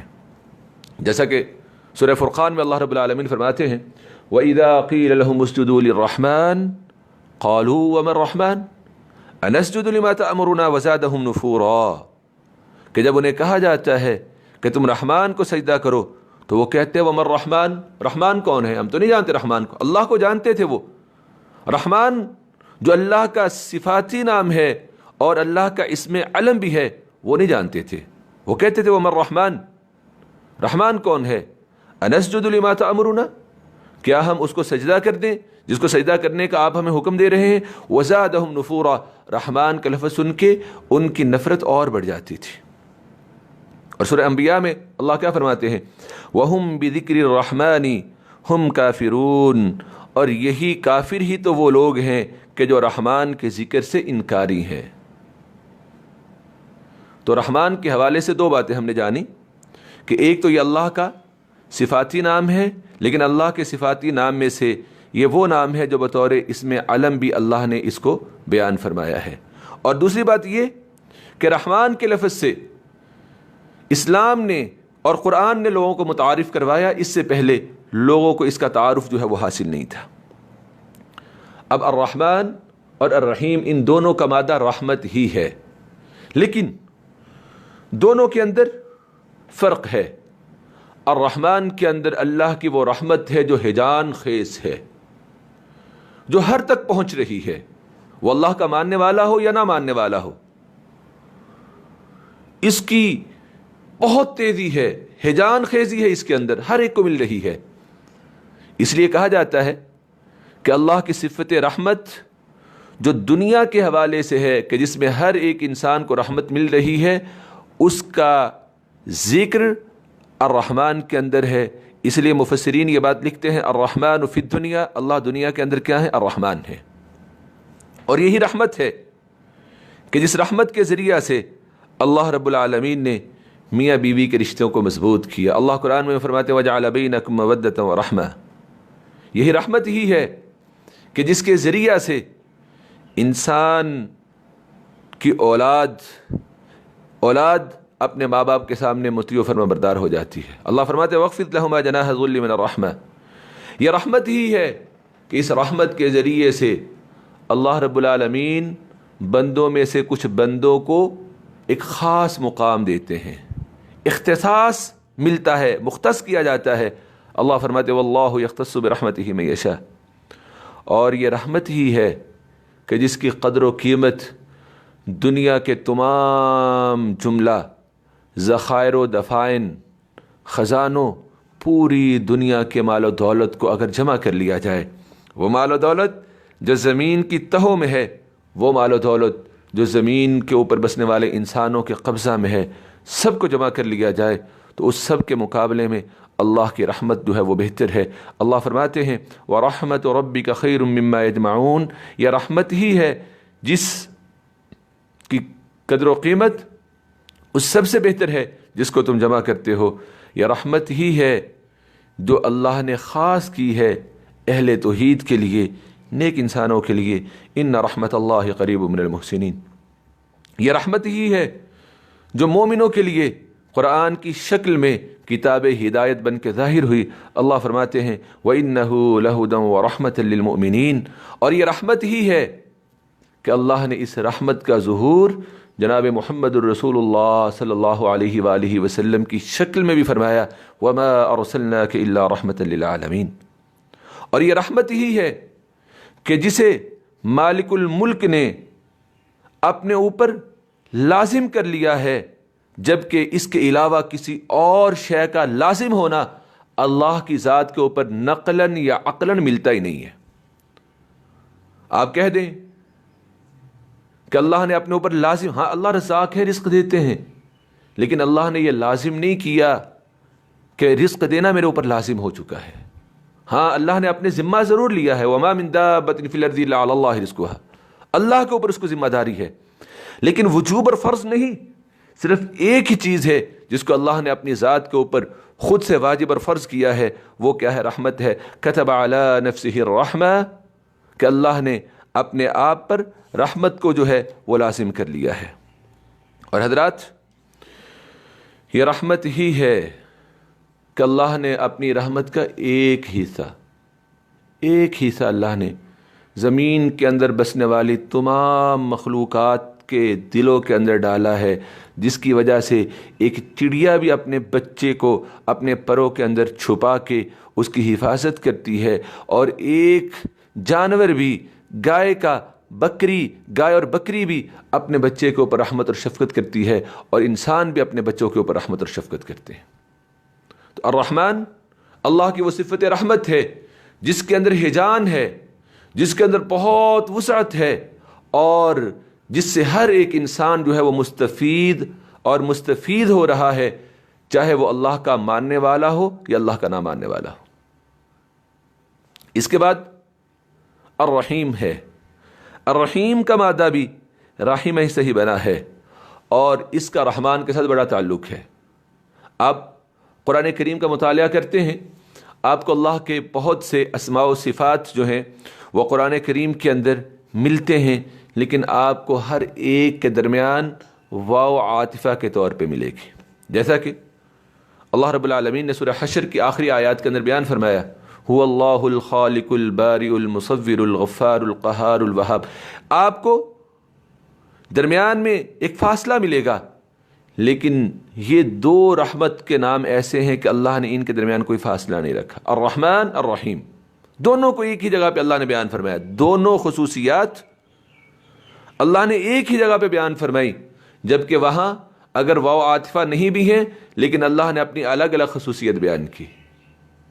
الخالق الباری، المصور، الغفار، القہار، الوہاب، الرزاق، الفتاح، یہ اللہ نے الگ الگ سے ذکر کی ہیں، لیکن الرحمن اور الرحیم کے اندر کسی بھی طرح کا کوئی بھی فاصلہ نہیں ہے، جبکہ الرحیم اللہ کی وہ رحمت ہے کہ جب ہی اللہ کرتے ہیں کہ جب اللہ کے سامنے کوئی عاجز و ناتواں، کوئی مصیبت رسیدہ، کوئی درماندہ اللہ کے پاس آتا ہے کہ اللہ آپ میری بگڑی بنا دیں، اللہ آپ میری اس تکلیف کو دور کر دیں، اللہ آپ ٹوٹی ہوئی کو جوڑنے والے ہیں، اللہ آپ اس کو بنا دیں۔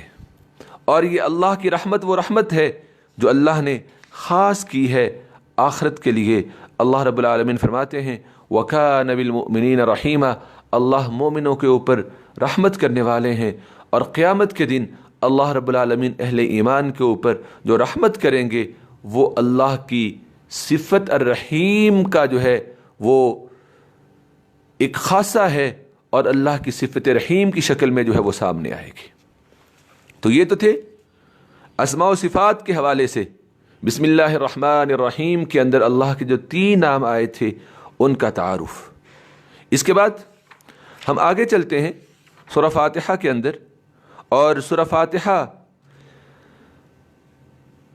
قرآن کی ترتیب کے لحاظ سے پہلی سورہ ہے، جسے ہم ترتیب توقیفی کہیں گے، کہ وہ ترتیب جس ترتیب میں قرآن کو جمع کیا گیا، قرآن کو لکھا گیا، اس ترتیب میں پہلا نمبر جو ہے وہ سورۃ الفاتحہ کا ہے، اور ترتیب نزولی میں جس ترتیب سے قرآن نازل ہوا اس ترتیب میں اس کا نمبر جو ہے وہ 5واں ہے۔ لیکن یہ بات یاد رکھیے گا کہ قرآن کریم کی مکمل نازل ہونے والی صورتوں میں سے پہلا نمبر سورہ فاتحہ کا ہے۔ قرآن کے آغاز میں بھی، ترتیب میں بھی اس کا پہلا نمبر، اور قرآن کی مکمل نازل ہونے والی صورتوں میں بھی سورۃ الفاتحہ کا پہلا نمبر ہے، اور ترتیب نزولی میں اس کا 5واں نمبر ہے۔ سورہ فاتحہ سے پہلے کچھ صورتوں کی کچھ متفرق آیات جو ہیں، چند آیات اللہ نے نازل کی تھی۔ پہلی وہی غار حرا میں آئی، اقرأ بسم ربک الذی خلق، ابتدائی 5 آیات تھی۔ دوسری وہی سورہ قلم یا سورہ نون کی کچھ آیات تھیں، اور تیسری وہی سورۃ المزمل کی چند آیات تھیں، اور چوتھی وہی سورۃ المدثر کی چند آیات تھیں۔ سورۃ الفاتحہ قرآن کی وہ پہلی سورت ہے جو کہ مکمل نازل ہونے والی ہے، اور ترتیب نزولی میں اس کا 5واں نمبر ہے، ترتیب توقیفی میں اس کا پہلا نمبر ہے، اور یہ مکی سورہ ہے۔ رسول اللہ صلی اللہ علیہ وآلہ وسلم پر نبوت کے اس دور میں نازل ہوئی جو کہ ہجرت سے پہلے کا ہے، اور مدنی اسے کہا جاتا ہے کہ جو رسول اللہ صلی اللہ علیہ وآلہ وسلم کے اس دور نبوت میں نازل ہوا جو کہ ہجرت کے بعد والا ہے۔ سورۃ الفاتحہ کی 7 آیات ہیں، اور بسم اللہ جو ہے وہ سورہ فاتحہ کی مستقل آیت ہے، جس کا ترجمہ جو ہے وہ ہم پڑھ چکے ہیں۔ اب ہم آگے اس کا ترجمہ جو ہے وہ ہم اس کی آیت نمبر 2 کا جو ہے وہ پڑھتے ہیں۔ الحمدللہ رب العالمین، تمام تعریفیں اللہ ہی کے لیے ہیں جو تمام جہانوں کا پالنے والا ہے۔ الحمد، حمد تعریف کے لیے بھی استعمال ہوتا ہے اور شکر کے لیے بھی استعمال ہوتا ہے، یعنی کہ حمد کے اندر شکر جو ہے وہ غالب ہے، حمد کے اندر شکر جو ہے وہ چھایا ہوا ہے، اور لفظ حمد جو ہے بطور شکر عام طور پہ کثرت کے ساتھ جو ہے وہ استعمال کیا جاتا ہے، جبکہ حمد اور شکر میں فرق ہے۔ حمد تعریف وہ عام ہے، کوئی بھی قابل تعریف چیز، چاہے اس کا فائدہ انسان کو پہنچ رہا ہو یا نہ پہنچ رہا ہو۔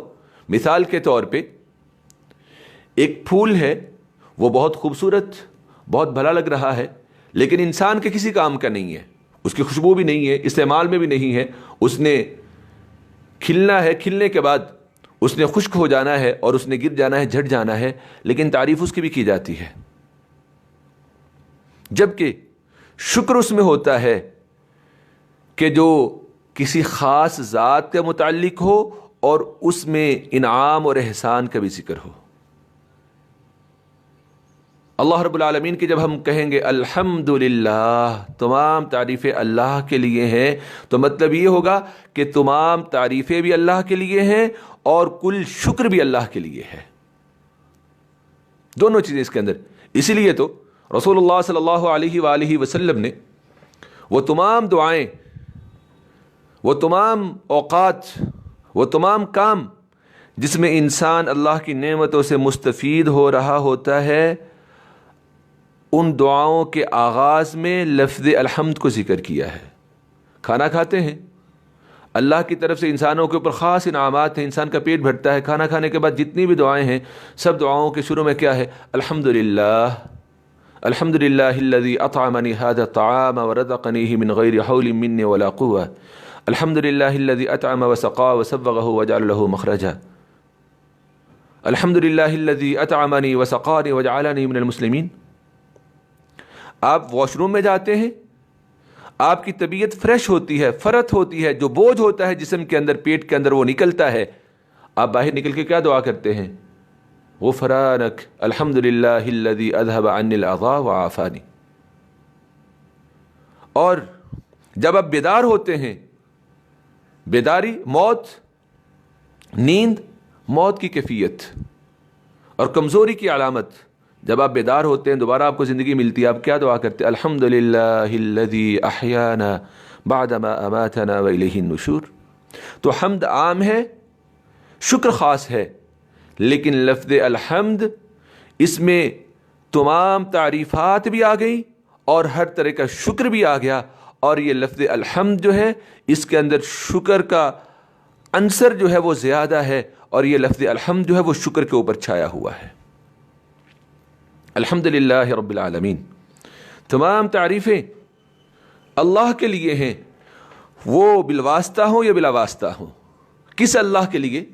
رب العالمین، جو تمام جہانوں کا، جتنے بھی جہان ہیں، وہ انسان کی ذات کا متعلقہ ہوں یا انسان کے سے ہٹ کے ہوں. وہ عالم وجود ہو، عالم فنا ہو، عالم بقا ہو، وہ عالم ارواح ہو، وہ عالم رحم مادر ہو، وہ عالم دنیا ہو، وہ عالم برزخ ہو، وہ عالم محشر ہو. العالمین، وہ پانیوں کے اوپر ہوں، پانیوں کے اندر ہوں، وہ کائنات خلا کی وسعتوں کے اندر ہو.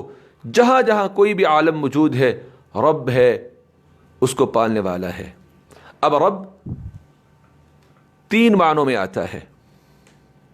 پہلا معنی کہ کسی چیز کی تربیت، اس کو پرورش کرنا، اس کو پالنا، اس کو پوسنا، اور جیسے جیسے وہ بڑھتی جا رہی ہے درجہ بدرجہ اس کی خبر گیری بھی کرنا، اور خبر گیری کرتے ہوئے اس کو حد کمال تک پہنچانا. اس سینس میں صرف اور صرف رب کون ہے؟ اللہ رب العالمین ہے. وفی انفسکم افلا تبصرون. تم ذرا خود میں دیکھو تو تمہیں پتہ چل جائے گا کہ وہ رب العالمین کیسے ہیں. انسان کا کوئی وجود نہیں تھا.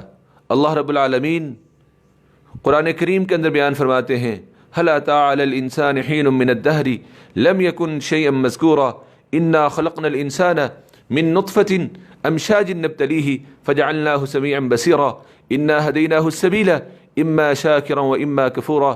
سورۃ الدہر کی ابتدائی 3 آیات. کیا انسان کے اوپر وہ وقت نہیں گزرا، زمانہ نہیں گزرا، لم يكن شيئا مذكورا، کہ جب انسان قابل ذکر چیز ہی نہیں تھا. کوئی مجھے نہیں جانتا تھا، آپ کو نہیں جانتا تھا آپ کی پیدائش سے پہلے. انا خلقنا الانسان من نطفۃ امشاج نبتلی. پھر ہم نے ملے جلے ہو نطفہ سے، مرد و عورت کے ملاپ سے، ان کے پانی کے ملاپ سے ہم نے انسان کو بنایا. انا ہدیناہ السبیل، پھر ہم نے اس کے لیے راستے کی آسانی کی. اب کس طرح انسان پروسیس کرتا ہے، سائنس آپ کو بتاتی ہے. پھر اس پروسیس کے بعد اللہ رب العالمین نے انسان کی تخلیق اور وجود کے لیے ماں کے پیٹ کے اندر ایک خاص عضو کو مخصوص کر دیا، اور وہ انسان کے لیے، بچے کے لیے ماں کا پیٹ جو ہے ایک جنت کی کیفیت ہے.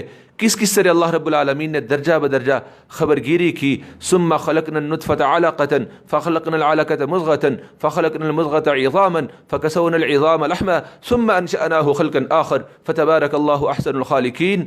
کس طرح اللہ رب العالمین نے نطفہ کو پیدا کیا، پھر نطفہ سے گوشت کا ٹکڑا بنا، لوتھڑا بنا، پھر اس میں ہڈیاں بنی، پھر اس کے اندر روح پھونکی گئی، پھر ناک، کان، آنکھیں، پورے اعضاء جو ہے وہ بنے، پھر اس کو اللہ نے راہ دکھائی، وہ زمین کے اوپر آیا، پھر اللہ رب العالمین نے درجہ بدرجہ اس کی خبر گیری کرتے ہوئے، تربیت کرتے ہوئے اسے حد کمال تک پہنچایا کہ یہ طاقتور، تن و من، تندرست نوجوان اور انسان جو ہے وہ بن گیا۔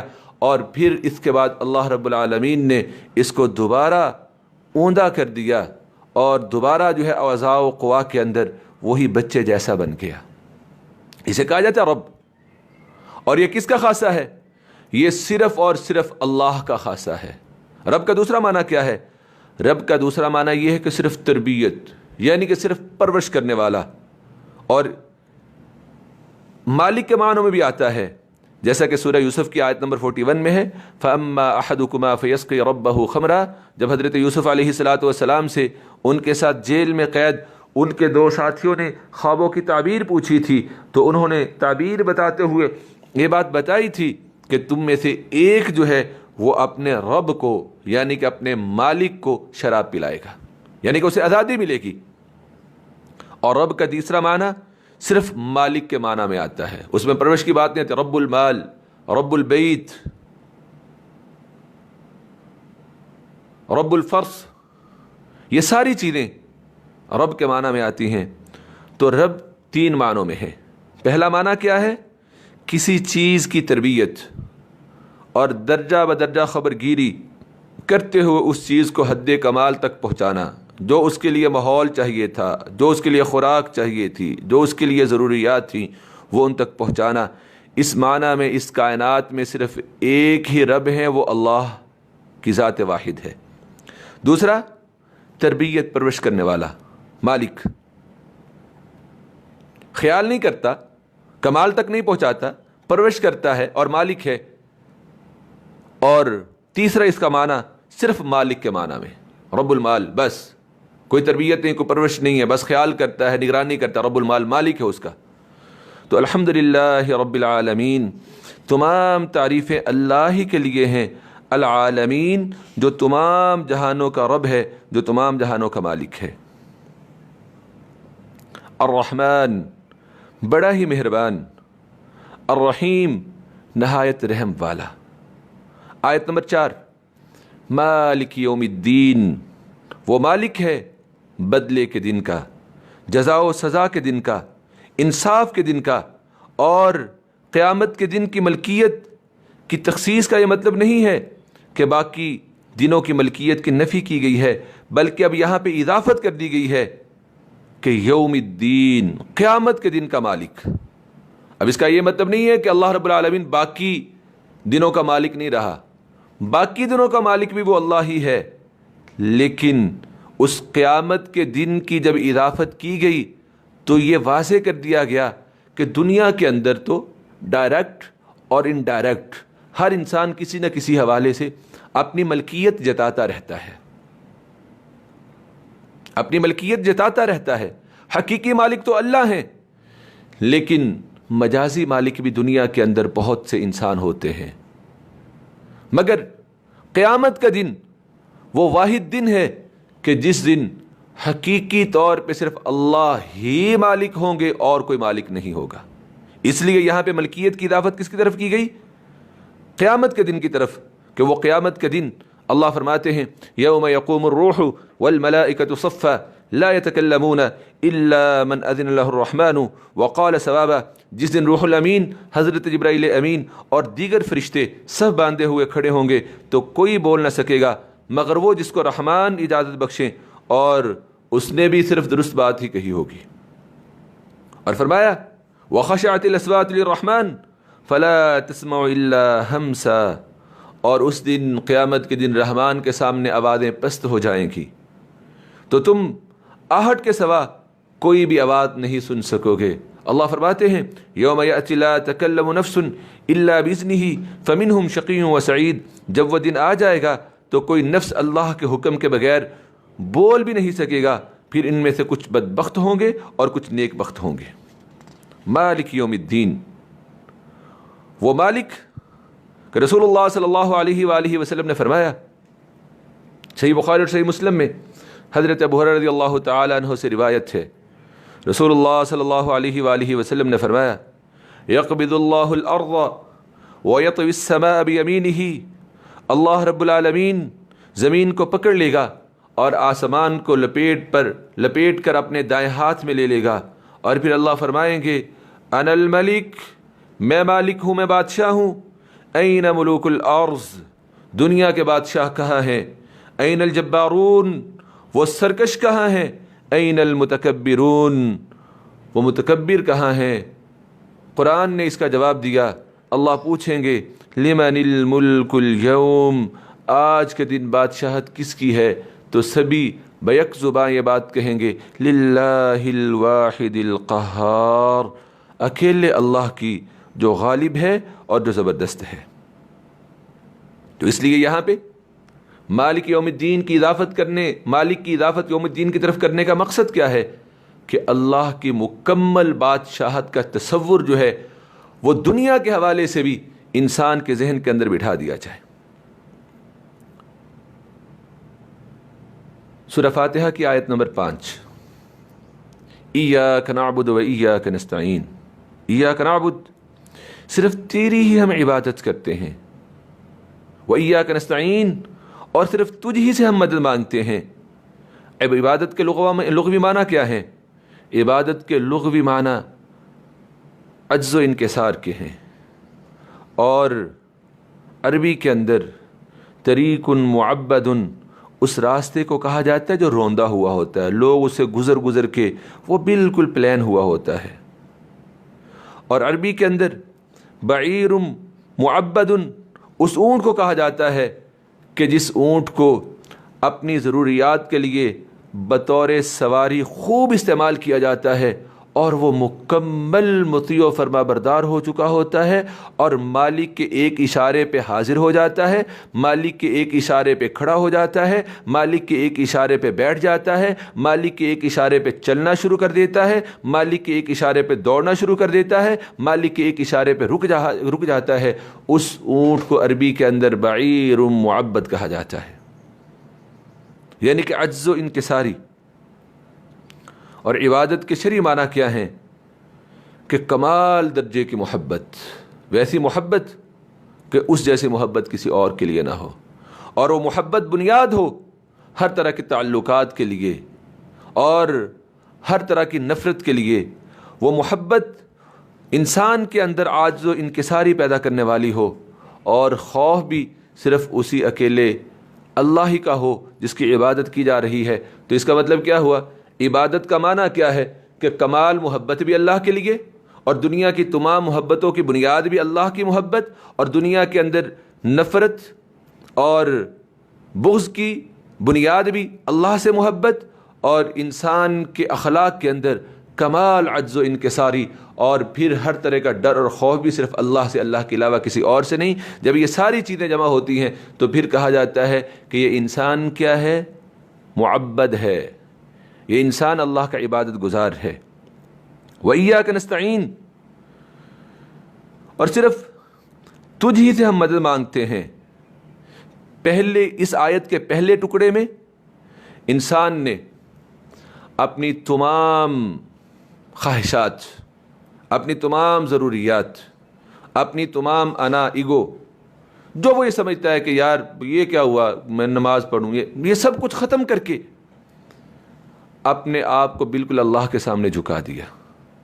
और आयत के दूसरे टुकड़े में व इय्याक नस्तईन में अपनी क़ुव्वत व ताकत का भी इनकार और दुनिया की तमाम ताकतों का इनकार है। व इय्याक नस्तईन, इय्याक नअबुदु, अपने पहले हिस्से में खुद को अल्लाह के सपुर्द करने, और व इय्याक नस्तईन इस हिस्से में अपनी क़ुव्वत व ताकत का इनकार है। इसलिए अगर सूरह फातिहा कुरान करीम का खुलासा है, अगर सूरह फातिहा कुरान करीम का खुलासा है, तो सूरह फातिहा का खुलासा जो है वो ये आयत है, इय्याक नअबुदु व इय्याक नस्तईन, कि सिर्फ तेरी ही हम इबादत करते हैं। व इय्याक नस्तईन, और सिर्फ तुझ ही से हम मदद मांगते हैं। और ये दोनों आयात हैं जिसके अंदर अल्लाह रब्बुल आलमीन ने अपनी दो तरह की तौहीद का जिक्र किया। توحید الوہیت کہ اے رب ہم خاص تیری ہی توحید مانتے ہیں، صرف تجھ ہی سے ہم ڈرتے ہیں اور تیری ہی ذات سے ہم تمام امیدیں وابستہ رکھتے ہیں، تیرے سوا نہ ہم کسی کی وحدانیت کے قائل ہیں، نہ ہم کسی سے ڈرتے ہیں، نہ ہم کسی سے امیدیں وابستہ رکھتے ہیں اور نہ ہی ہم کسی کے سامنے جھکتے ہیں۔ ایاک نعبد میں توحید الوہیت، و ایاک نستعین میں توحید ربوبیت کے معنی یہ ہیں کہ اللہ ہم تیری اطاعت و بندگی بجا لانے پر اور اپنے تمام امور و معاملات کے سلسلہ میں صرف تجھ ہی سے مدد مانگتے ہیں۔ اللہ اگر عبادت تیری کرنی ہے تو عبادت بھی کب ہوگی؟ جب تیری مدد ملے گی۔ اگر آپ کی عبادت کے لیے آپ کی مدد نہیں آئے گی تو اللہ تب بھی ہم آپ کی عبادت نہیں کر پائیں گے۔ اسی لیے تو رسول اللہ صلی اللہ علیہ وآلہ وسلم کے بارے میں صحیح حدیث کے اندر آتا ہے کہ آپ صلی اللہ علیہ وآلہ وسلم یہ دعا نماز کے اندر آخری تشہد میں پڑھا کرتے تھے، اور آپ صلی اللہ علیہ وآلہ وسلم نے یہی دعا جناب سیدنا معاذ بن جبل رضی اللہ تعالیٰ عنہ کو ہر نماز کے بعد پڑھنے کی تعلیم دی۔ وہ دعا کیا ہے؟ اللہم اعنی علی ذکرک وشکرک وحسن عبادتک۔ اے اللہ آپ میری مدد کیجئے، کس بات کے اوپر؟ کہ میں آپ کا ذکر کروں۔ آپ میری مدد کیجئے کس بات کے اوپر؟ وشکرک، میں آپ کا شکر ادا کروں۔ اللہ میری مدد کیجئے کہ میں آپ کی عبادت تو کرتا ہوں لیکن خوبصورت عبادت آپ کے تعاون، آپ کی نصرت اور مدد کے بغیر نہیں ہو سکتی۔ ایاک نعبد، عبادت صرف اللہ کی، لیکن کس کی مدد سے؟ اللہ ہی کی مدد سے۔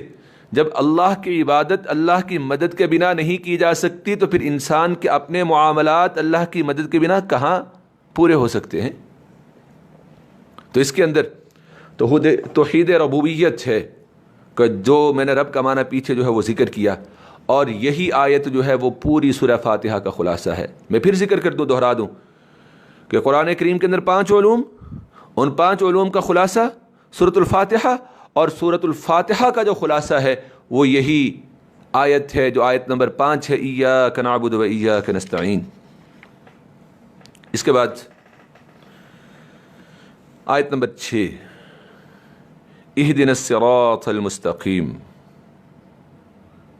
اے اللہ ہمیں دکھا، اہدنا ہمیں چلا، اہدنا ہماری رہنمائی کر، اہدنا ہماری نگاہوں کے سامنے کھول کے لے آ، اہدنا ہمارے سامنے واضح کر دے۔ الصراط المستقیم، الصراط وہ راستہ، المستقیم جو کہ سیدھا ہو۔ اب ہدایت کے معنی کیا ہے؟ یہاں پر ہدایت کے معنی ارشاد، رہنمائی، توفیق، قوت و طاقت کے ہیں کہ اے اللہ ہمارے اوپر، ہمارے ذہنوں میں سیدھا راستہ دکھا دے، سیدھا راستہ ڈال دے، سیدھے رستے کی توفیق دے دے، ہمیں سیدھے رستے سے نواز دے، یا سیدھا رستہ جو ہے وہ ہمیں عطا کر دے، یا ہمارے سامنے خیر و شر کو کھول کے بیان کر دے۔ اب اگر ہم اس سورہ فاتحہ کے سیکوینس دیکھتے ہیں تو ہمیں یہ بات سمجھ آتی ہے کہ کبھی کبھی انسان اللہ کے اوپر ایمان رکھنے والا بھی ہوتا ہے، توحید کے تقاضوں کو پورا کرنے والا بھی ہوتا ہے، آخرت کے اوپر بھی اس کا ایمان ہوتا ہے، لیکن اس کے باوجود بھی وہ راہ ہدایت نہیں پا سکتا جب تک اللہ کی طرف سے توفیق نہ آ جائے۔ اور اسی طرح اس کا دوسرا پہلو بھی ہے کہ ہدایت ملتی کسے ہے؟ جب خود کو اس لیول تک لے آئے کہ اس کا اللہ کی توحید کے اوپر ایمان ہو، اللہ کی ذات کا تعارف حاصل ہو، اور اس کا آخرت کے اوپر بھی ایمان ہو۔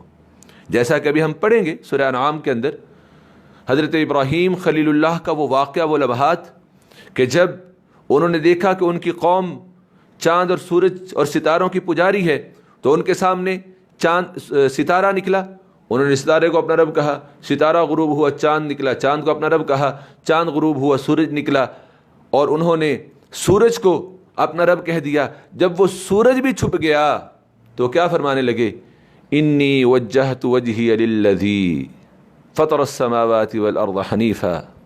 اے اللہ میں ان سب سے بیداری کا اظہار کرتا ہوں، اللہ میں نے آپ کی طرف اپنا چہرہ کر دیا۔ اب راہ ہدایت اللہ کس نے دکھانی؟ آپ نے دکھانی ہے۔ تو راہ ہدایت پانے کے لیے انسان کو سب سے پہلے دو چیزوں کا سمجھنا اور دو چیزیں اپنے اندر پیدا کرنا ضروری ہیں. وہ فطرت میں بھی وجود ہوتی ہیں، اگر فطرت میں موجود نہ ہوں تو ان کو فطرت میں اگر دب گئی ہوں، موجود تو ہوتی ہیں، دب گئی ہوں تو ان کو ابھارنا، ان کو پالش کرنا، ان کو صاف ستھرا کر کے پھر ہدایت کی طرف قدم اٹھانا. وہ دو چیزیں کیا ہیں؟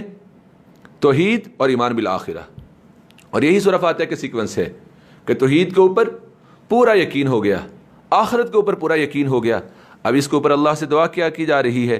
اہدنا، اللہ ہمیں دکھا دے، القاء کر دے، واضح کر دے، روشن کر دے، چلا دے، الصراط، ایسے راستے کے اوپر، المستقیم، جو کہ سیدھا ہو. المستقیم اس کو کہا جاتا ہے جو بالکل صاف ہو، بالکل واضح ہو اور کہیں سے بھی ٹیڑھا نہ ہو. اور رسول اللہ صلی اللہ علیہ وآلہ وسلم نے صراط مستقیم کی مثال اس طرح سے دی. سیدنا نواس بن سمعان رضی اللہ تعالیٰ عنہ سے روایت ہے، رسول اللہ صلی اللہ علیہ وآلہ وسلم نے فرمایا، ضرب اللہ مثلا صراطا مستقیما وعلى جنبتي الصراط سوران فیہما ابواب مفتحۃ وعلى الابواب ستور مرخات. اللہ تعالیٰ نے صراط مستقیم کی مثال اس طرح بیان فرمائی ہے کہ جیسے ایک راستہ ہو، اس راستے کے دونوں طرف دیواریں ہوں اور ان دیواروں میں کئی ایک کھلے ہوئے دروازے ہوں اور ان دروازوں کے اوپر پردے لٹک رہے ہوں. راستے کے دروازے پر جہاں سے انٹرسٹ ہے ایک پکارنے والا مقرر ہو جو یہ کہہ رہا ہو کہ لوگوں اس راستے سے داخل ہو جاؤ، اور داخل ہونے کے بعد تم سب سیدھے راستے کے اوپر چلو، اور یہ جو دائیں بائیں دیواروں کے اندر دروازے اور دروازوں کے اوپر پردے پڑے ہوئے ہیں ان میں تم مت جھانکو. اور ایک پکارنے والا راستے کے درمیان میں کھڑا ہوا ہو کہ جب بھی ان میں سے کوئی اس دروازے کی طرف جھانکنا چاہے، کھولنا چاہے تو وہ کہہ دے، تجھ پر افسوس، ویحک لا تفتح فإنک ان تفتح تلجہ، کہ نہ کھول، افسوس نہ کھول، اگر تو نے اس کو کھول لیا، اگر تو نے اس کے اندر جھانک لیا تو اس میں داخل ہو جائے گا. تو اس مثال میں صراط، رستے سے مراد اسلام ہے، وہ دیواریں اللہ کی حدود ہیں، ان دیواروں کے اندر کھلے ہوئے دروازے اللہ کی حرام کردہ چیزیں ہیں. راستے کے دروازے پر پکارنے والا قرآن کریم ہے، اور راستے کے درمیان میں پکارنے والا اللہ تعالیٰ کا وہ خوف اور ڈر ہے جو ہر مسلمان کے دل میں ہوتا ہے. یہ رسول اللہ صلی اللہ علیہ وسلم نے اسلام کی اور صراط مستقیم کی مثال جو ہے وہ ہمیں دی. دوسری بات آیت نمبر 6 کے حوالے سے کہ سورہ فاتحہ سورۃ الدعاء بھی ہے، اس میں ہم دعا کرتے ہیں، اللہ سے دعا مانگتے ہیں، اور وہ دعا کیا ہے؟ اہدنا الصراط المستقیم. اور ہر نماز کے اندر سورہ فاتحہ کا پڑھنا لازم کر دیا گیا، مقتدی پہ، امام پہ، فرض ہو، نفل ہو، کوئی بھی نماز ہو، نماز کی ہر رکعت میں سورہ فاتحہ پڑھنا لازم قرار دیا گیا. تو اس سورہ فاتحہ کے اندر دعا کیا مانگ رہے ہیں؟ اہدنا الصراط المستقیم. تو یہاں پہ سمجھنے والی بات یہ ہے کہ نماز کون پڑھتا ہے؟ جو مومن ہو. اور مومن تبھی انسان بنتا ہے کہ جب وہ ہدایت کے رستے پہ آ جاتا ہے.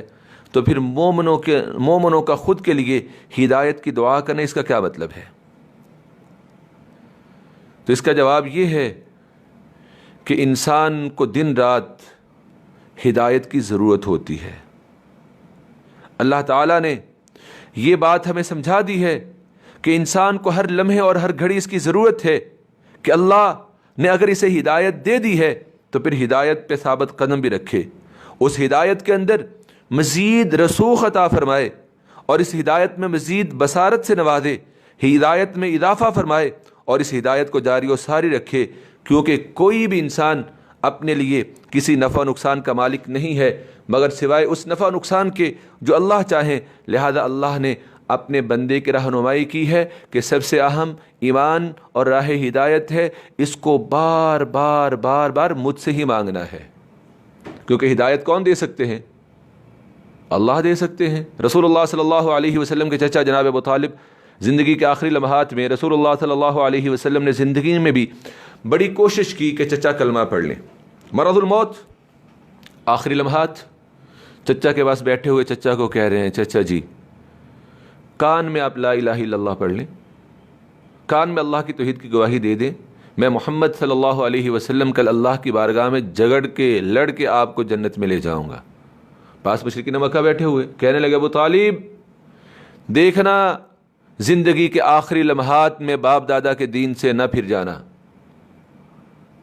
نہ مانے، بھتیجے کی بات نہ مانی۔ اللہ نے قرآن کے اندر کیا فرمایا؟ انک لا تہدی من احببت ولکن اللہ یہدی من یشاء۔ جسے آپ پسند کرتے ہو اسے آپ ہدایت نہیں دے سکتے، وہ اللہ ہی ہے، اللہ جسے چاہے ہدایت دیتا ہے۔ تو ہدایت پہ ہوتے ہوئے اس کے اوپر ثابت قدم رہنا، ہدایت میں مزید اضافہ کرنا، یہ کہاں سے ہو سکتا ہے؟ اللہ سے ہو سکتا ہے۔ اسی لیے انتہائی خوش بخت ہے وہ انسان جسے اللہ تعالیٰ دعا کی توفیق عطا فرما دے، اور دعا میں بھی وہ پرائرٹی پہ سب سے پہلے اپنے لیے ہدایت کی دعا کرے۔ اہدنا الصراط المستقیم، اور پھر اس صراط مستقیم کو ڈیفائن کیا گیا کہ صراط مستقیم کون ہے؟ اللہ نے سورہ فاتحہ کی آخری آیت میں بیان فرمایا، صراط الذین انعمت علیہم غیر المغضوب علیہم ولا الضالین، ان لوگوں کا راستہ جن پر تو نے انعام کیا۔ وہ انعام یافتہ کہ ان پر آپ کا غضب بھی نہیں ہوا، وہ انعام یافتہ کہ وہ گمراہ بھی نہیں ہوئے۔ اب تین چیزیں یہاں پہ سمجھنے والی، ان لوگوں کا راستہ جن پر آپ کا انعام ہوا، اور انعام یافتہ بھی وہ کہ پھر انعام پا لینے کے بعد انعام کی نعمت ان سے چھینی نہیں، بلکہ انعام یافتہ ہی رہے، ان پہ آپ کا کوئی غضب نہیں ہوا۔ انعام پا لینے کے بعد وہ پھر راہ ہدایت سے ہٹے نہیں، گمراہ نہیں ہوئے، وہ راہ ہدایت کے اوپر ہی رہے۔ تب انعام یافتہ کون ہے؟ اللہ رب العالمین قرآن کریم سورۃ النساء کی آیت نمبر 69 اور 70 کے اندر بیان فرماتے ہیں، اولئک الذین انعم اللہ علیہم من النبیین والصدیقین والشہداء والصالحین وحسن اولئک رفیقا ذلک الفضل من اللہ وکفی باللہ علیما۔ اور جو لوگ اللہ اور اس کے رسول کی اطاعت کرتے ہیں وہ قیامت کے دن ان انسانوں کے ساتھ ہوں گے، ان لوگوں کے ساتھ ہوں گے جن پر اللہ نے بڑا فضل کیا، اللہ کا انعام ہوا۔ کون لوگ؟ انبیاء علیہم الصلاۃ والسلام، صدیقین، شہداء اور نیک لوگ۔ اور یاد رکھیے یہی وہ لوگ ہیں کہ جن کی دوستی، معیت اور رفاقت جو ہے وہ بہت بہتر ہے۔ انبیاء، ان پہ انعام ہوا، پھر پوری زندگی نہ ان پہ غضب ہوا اللہ کا، نہ وہ گمراہ ہوئے۔ الصدیقین، الشہداء، الصالحین، صحابہ کرام رضوان اللہ علیہم اجمعین، سابقہ امتوں کے نیک لوگ، سب اس کے اندر شامل ہیں۔ صحابی وہی ہے کہ جس نے حالت ایمان میں رسول اللہ صلی اللہ علیہ وسلم سے ملاقات فرمائی اور پھر مرتے دم تک وہ ایمان کے اوپر قائم رہا، اسے صحابی کہا جاتا ہے۔ الصدیقین، الشہداء، الصالحین، کہ وہ ایسے انعام یافتہ کہ پھر ان پہ نہ تو آپ کا غضب ہوا، نہ ہی وہ گمراہ ہوئے۔ یعنی کہ وہ راہ ہدایت پہ آنے کے بعد پھر ساری زندگی نہ تو اس راہ ہدایت سے بھٹکے اور نہ ہی وہ گمراہی کی طرف چلے۔ اور اسی آیت میں اللہ رب العالمین نے انسانوں کو 3 گروہوں میں تقسیم کیا ہے، اور ان 3 گروہوں سے بھی پہلے اللہ رب العالمین نے انسانوں کو 2 گروہوں میں تقسیم کیا بنیادی طور پہ۔ جیسا کہ ابھی میں نے تھوڑی دیر پہلے انسان کی تخلیق کے حوالے سے سورۃ الدہر کی ابتدائی 3 آیات آپ کے سامنے تلاوت کی، تو اس میں اللہ رب العالمین کیا فرماتے ہیں؟ انا ہدیناہ السبیل اما شاکرا و اما کفورا۔ انسان 2 ہی طرح کا ہے، یا تو اللہ کا شکر گزار، اللہ کا عابد بندہ، یا پھر اللہ کا ناشکرا، اللہ کی عبادت نہ کرنے والا۔ اور یہاں پہ بھی بنیادی طور پہ 2 ہی گروہ ہیں، منعم علیہ جن پہ اللہ کا انعام ہوا، اور جن پہ اللہ کا انعام نہیں ہوا۔ پھر ان کو اللہ نے مزید 2 گروہوں کے اندر تقسیم کر دیا، ہمیں سمجھانے کے لیے کہ دیکھیں اس دنیا کے اندر 2 گروہ ہیں، ایک امت مسلمہ اور ایک وہ جو امت مسلمہ نہیں ہیں۔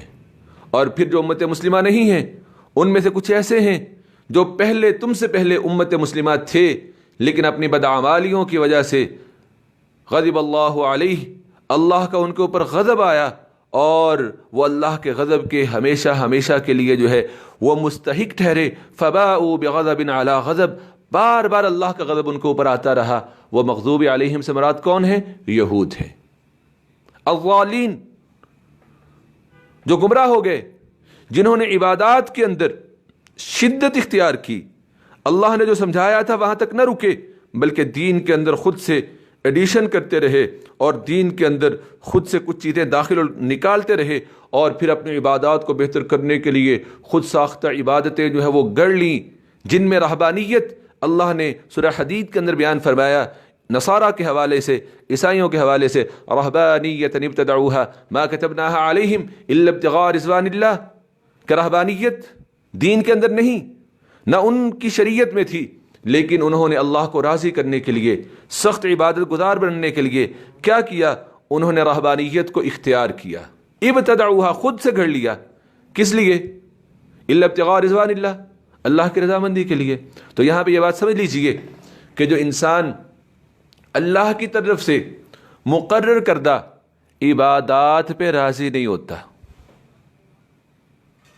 ان کی تعداد پہ، ان کے اوقات پہ، شریعت پہ راضی نہیں ہوتا اور خود سے عبادات دین کے اندر بنا کے داخل کر لیتا ہے، کیوں کہ جس سے اللہ راضی ہو جائیں گے تو اللہ کی رضا نہیں ملتی، بلکہ اللہ نے فرمایا الضالین، وہ کیا ہیں؟ گمراہ ہیں۔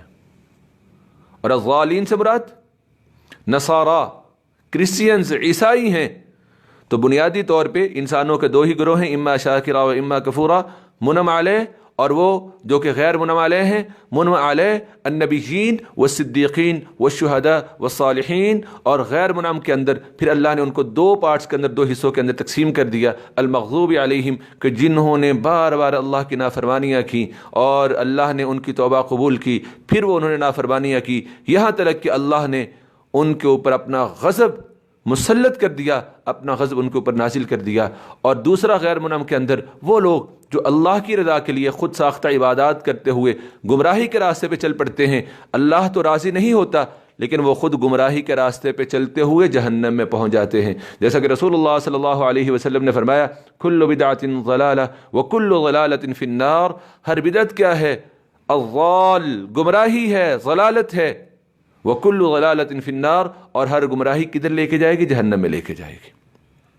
تو یہ آیہ مبارکہ علم المخاصمہ کے حوالے سے اور قصص الانبیاء کے حوالے سے، التذکیر بایام اللہ کے حوالے سے، تو سورۃ الفاتحہ کی 7 آیات الحمدللہ ہم نے مکمل کی۔ جب سورہ فاتحہ کا اختتام ہوتا ہے تو پھر سورہ فاتحہ کے اختتام پر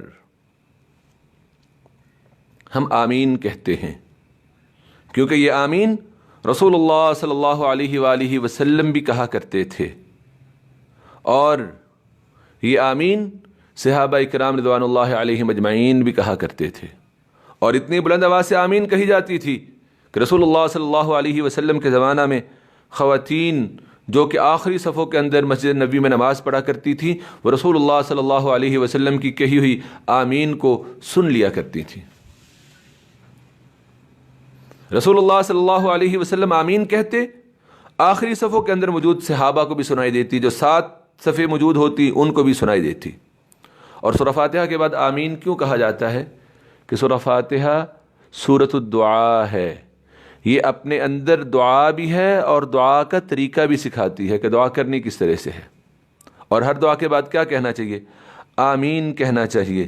حضرت ابو ہریرہ رضی اللہ تعالیٰ عنہ بیان فرماتے ہیں کہ رسول اللہ صلی اللہ علیہ وآلہ وسلم جب غیر المغضوب علیہم ولا الضالین کی تلاوت کرتے تو آپ الضالین کہنے کے بعد آمین کہتے، مدا بہا صوتہ، اس کے ساتھ رسول اللہ صلی اللہ علیہ وسلم آواز کو کھینچتے بھی، بلند بھی کرتے، یہاں تک کہ رسول اللہ صلی اللہ علیہ وآلہ وسلم کے ساتھ جو صف ہوتی وہ صف والے اس کو سن لیتے۔ اور اسی طرح سنن ابن ماجہ کے اندر یہ روایت موجود ہے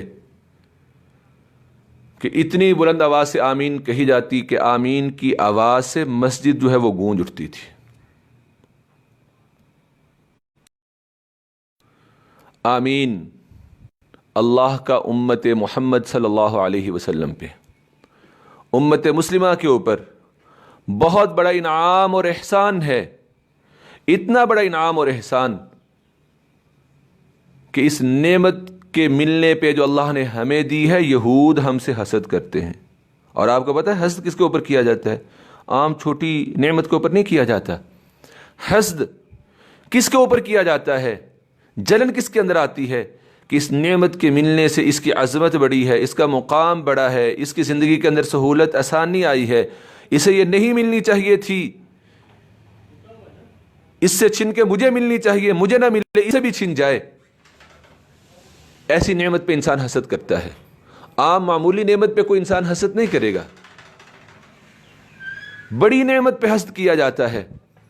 اور سنن ابن ماجہ کے اندر سیدہ عائشہ صدیقہ رضی اللہ تعالی عنہا سے روایت موجود ہے، رسول اللہ صلی اللہ علیہ وآلہ وسلم نے فرمایا کہ یہود تم سے کسی بھی بات پر اتنا حسد نہیں کرتے ہیں جتنا یہود تم سے السلام اور التامین، السلام علیکم اور آمین کہنے پہ حسد کرتے ہیں۔ السلام علیکم ورحمۃ اللہ وبرکاتہ ملتے وقت، جدا ہوتے وقت دعائیہ کلمہ کہ جب ملنا ہے تب بھی دعا کہنی ہے السلام علیکم ورحمۃ اللہ وبرکاتہ، جب جدا ہونا ہے تب بھی دعا کہنی ہے السلام علیکم ورحمۃ اللہ وبرکاتہ۔ اس دعائیہ کلمے کی فضیلت آگے ہم انشاءاللہ قرآن کے اندر پڑھیں گے، لیکن یہ وہ نعمت ہے کہ جس نعمت کے ہمیں ملنے پر یہود ہم سے کیا کرتے ہیں؟ حسد کرتے ہیں۔ اور دوسری نعمت کیا ہے؟ آمین، کلمہ آمین، جس کا معنی کیا ہوتا ہے؟ اللہم استجب، اللہم استجب، کہ اللہ ہماری دعا کو قبول کر لے۔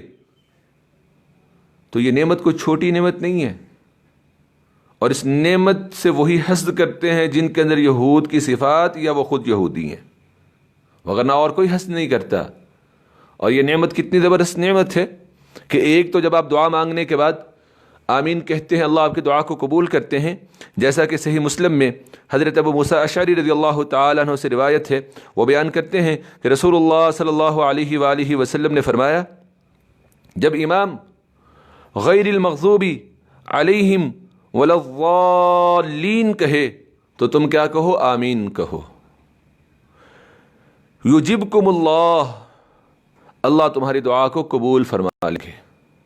تو کتنی بڑی دعا ہے، اہدنا الصراط المستقیم، اللہ ہمیں راہ ہدایت کے اوپر چلا دے، راہ ہدایت ہمارے سامنے کھول دے، راہ ہدایت ہمارے اوپر واضح کر دے، یہ دعا۔ اور اس دعا کے بعد اگر ہم آمین کہتے ہیں جیسا کہ رسول اللہ صلی اللہ علیہ وسلم نے حکم دیا، فرمایا، تو اللہ کے نبی نے یہ گارنٹی دی ہے کہ اس دعا کے اختتام پہ الضالین کہنے پہ اگر تم آمین کہتے ہو، یجبکم اللہ، اللہ تمہاری اس دعا کو لازمی قبول کریں گے۔ اور اگر انسان نماز پڑھ رہا ہو اور نماز باجماعت ہو، باجماعت نماز میں قرات جو ہے وہ بآواز بلند ہو رہی ہو، جہری رکعات ہوں، جہری نماز ہو، جہری قرات ہو، اور امام جو ہے وہ سورہ فاتحہ کی بلند آواز سے قرات کرے، اور جب سورہ فاتحہ مکمل کر لے الضالین کہہ لے تو آمین کہے، اور مقتدی بھی امام کی آمین سننے کے بعد، امام کے آمین کہنے کے بعد اگر آمین بولے تو اس کے اوپر کتنا بڑا انعام ہے۔ رسول اللہ صلی اللہ علیہ وآلہ وسلم نے فرمایا، یہ صحیح بخاری اور صحیح مسلم میں روایت ہے، حضرت ابو ہریرہ رضی اللہ تعالیٰ عنہ اس حدیث کے راوی ہیں، وہ بیان فرماتے ہیں، رسول اللہ صلی اللہ علیہ وسلم نے فرمایا، اذا امن الامام فامنوا فانه من وافق تامینه تامین الملائکۃ غفر له ما تقدم من ذنبه، جب امام آمین کہے تو تم بھی آمین کہو۔ کیوں؟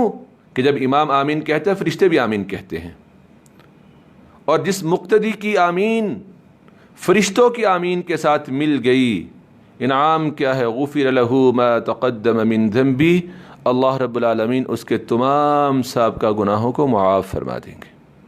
اس کے ساتھ ہی الحمدللہ ہماری سورۃ الفاتحہ جو ہے وہ مکمل ہوئی، اور آج کے دن سورۃ الفاتحہ ہی ہو سکی کیونکہ ہمارا جو مین اس دورہ قرآن کا پرپز ہے وہ توحید اسماء و صفات کے حوالے سے ہے، اور اسماء و صفات کے اندر ہم نے اللہ کے جو دو نام تھے اللہ اور الرحمن اور الرحیم، ان کو ہم نے خوب گہرائی کے ساتھ جانا، اور سورۃ الفاتحہ کو تفصیل کے ساتھ سمجھنا اس لیے بھی ضروری تھا کہ یہ قرآن کریم کے علوم کا خلاصہ ہے۔ تو انشاءاللہ العزیز کل جو ہے وہ ہم سورۃ البقرہ سے آغاز کریں گے، اور سورۃ البقرہ کو انشاءاللہ العزیز ہم کل سمجھیں گے، جانیں گے۔ اللہ رب العالمین سے دعا ہے کہ اللہ رب العالمین مجھے اور آپ کو اس قرآن کے ساتھ جب تک ہماری زندگی ہے اللہ رب العالمین اسی طرح سے جوڑے رکھیں، اور اس قرآن کو اللہ رب العالمین میرے اور آپ کی زندگیوں، میرے اور آپ کے دلوں کی بہار اور مسرت کا سامان بنا دے۔ اللہ رب العالمین جتنے بھی بیمار ہیں اللہ سب کو شفا عطا فرما دے۔ اللہ جتنے بھی اس دنیا سے چلے گئے ہیں اللہ سب کی مغفرت فرما دے۔ اللہ ہمارے والدین زندہ ہیں، اللہ ان کی زندگیوں کے اندر برکت ڈال دے۔ اللہ ان کا سایہ تا دیر ہمارے سروں کے اوپر قائم فرما دے۔ اللہ اگر اس دنیا سے چلے گئے ہیں تو اللہ انہیں اعلیٰ علیین کے اندر مقام عطا فرما دے۔ اللہ وہ تمام اعزاء و اقربا، تمام مسلمان موحدین جو اس دنیا سے چلے گئے ہیں اللہ سب کو عذاب قبر سے محفوظ فرما دے۔ مالک ہمارے گناہوں کو بھی معاف فرما دے۔ مالک ہماری زندگیوں کے اندر بھی خیر و برکت پیدا فرما دے۔ اللہ ہم آپ سے دعا کرتے ہیں، اور بار بار دعا کرنا اللہ آپ کو بھی پسند ہے اور دعا کی قبولیت کا ذریعہ بھی ہے کہ اللہ اس آفت و وبا کو اس دنیا سے ختم کر دے۔ اللہ اس آفت اور وبا کو لپیٹ ڈال، اللہ اس آفت اور وبا کو ختم کر دے۔ اللہ رمضان کا مہینہ آ رہا ہے، اللہ کے اندر اشتیاق اور شوق ہے کہ اللہ جس طرح گزشتہ رمضان میں مسجدیں بارونق ہوئی تھیں، اللہ حرمین پر رونق تھے، اللہ اسی طرح آنے والے رمضان میں بھی مسجدیں اور حرمین رونقوں سے بھرپور اور معمور ہوں۔ اللہ عبادات کرنے کا ہمیں زیادہ سے زیادہ موقع میسر آ سکے، ماحول اور اللہ حالات سازگار ہو جائیں۔ اللہ یہ تب ہی ہے جب یہ وبا دنیا سے ختم ہو جائے گی۔ اللہ جہاں جہاں یہ وبا زور پکڑے ہوئے ہے اللہ ختم فرما دے۔ اللہ جہاں جہاں ابھی زور پکڑ رہی ہے اللہ وہاں پہ بھی ختم فرما دے۔ اللہ جو اس وبا کے اندر مبتلا ہو چکے ہیں اللہ ان کی زندگیوں کی حفاظت فرما دے۔ اللہ انہیں صحت و عافیت عطا فرما دے۔ اللہ جو محفوظ ہیں اللہ انہیں ہمیشہ کے لیے محفوظ فرما دے۔ اللہ قرآن کالج کے اندر جتنے بھی لوگ ہیں اللہ سب کی زندگیوں میں خیر و برکت پیدا فرما دے۔ اللہ یہ محنتیں، یہ کوششیں اللہ سب آپ کی رضا کے لیے ہے۔ اللہ اس ٹیم کی زندگیوں میں، ان کے اہل و عیال کی زندگیوں میں اللہ ان کے تمام معاملات میں اللہ خیر و برکت پیدا فرما دے۔ اللہ اس ٹیم کو لیڈ کرنے والے محترم جناب قاری صہیب احمد میر محمدی حفظہ اللہ تعالی متعنا اللہ بطول حیاتہ، اللہ ان کی زندگی میں اور ان کے تمام رفقائے کار کی زندگی میں، ان کے تمام معاملات کے اندر اللہ خیر و برکت پیدا فرما دے۔ ربنا تقبل منا انك انت السميع العليم وتب علينا انك انت التواب الرحيم، وصلى الله تعالى على خير خلقه محمد وعلى آله واصحابه وذرياته اجمعين برحمتك يا ارحم الراحمين۔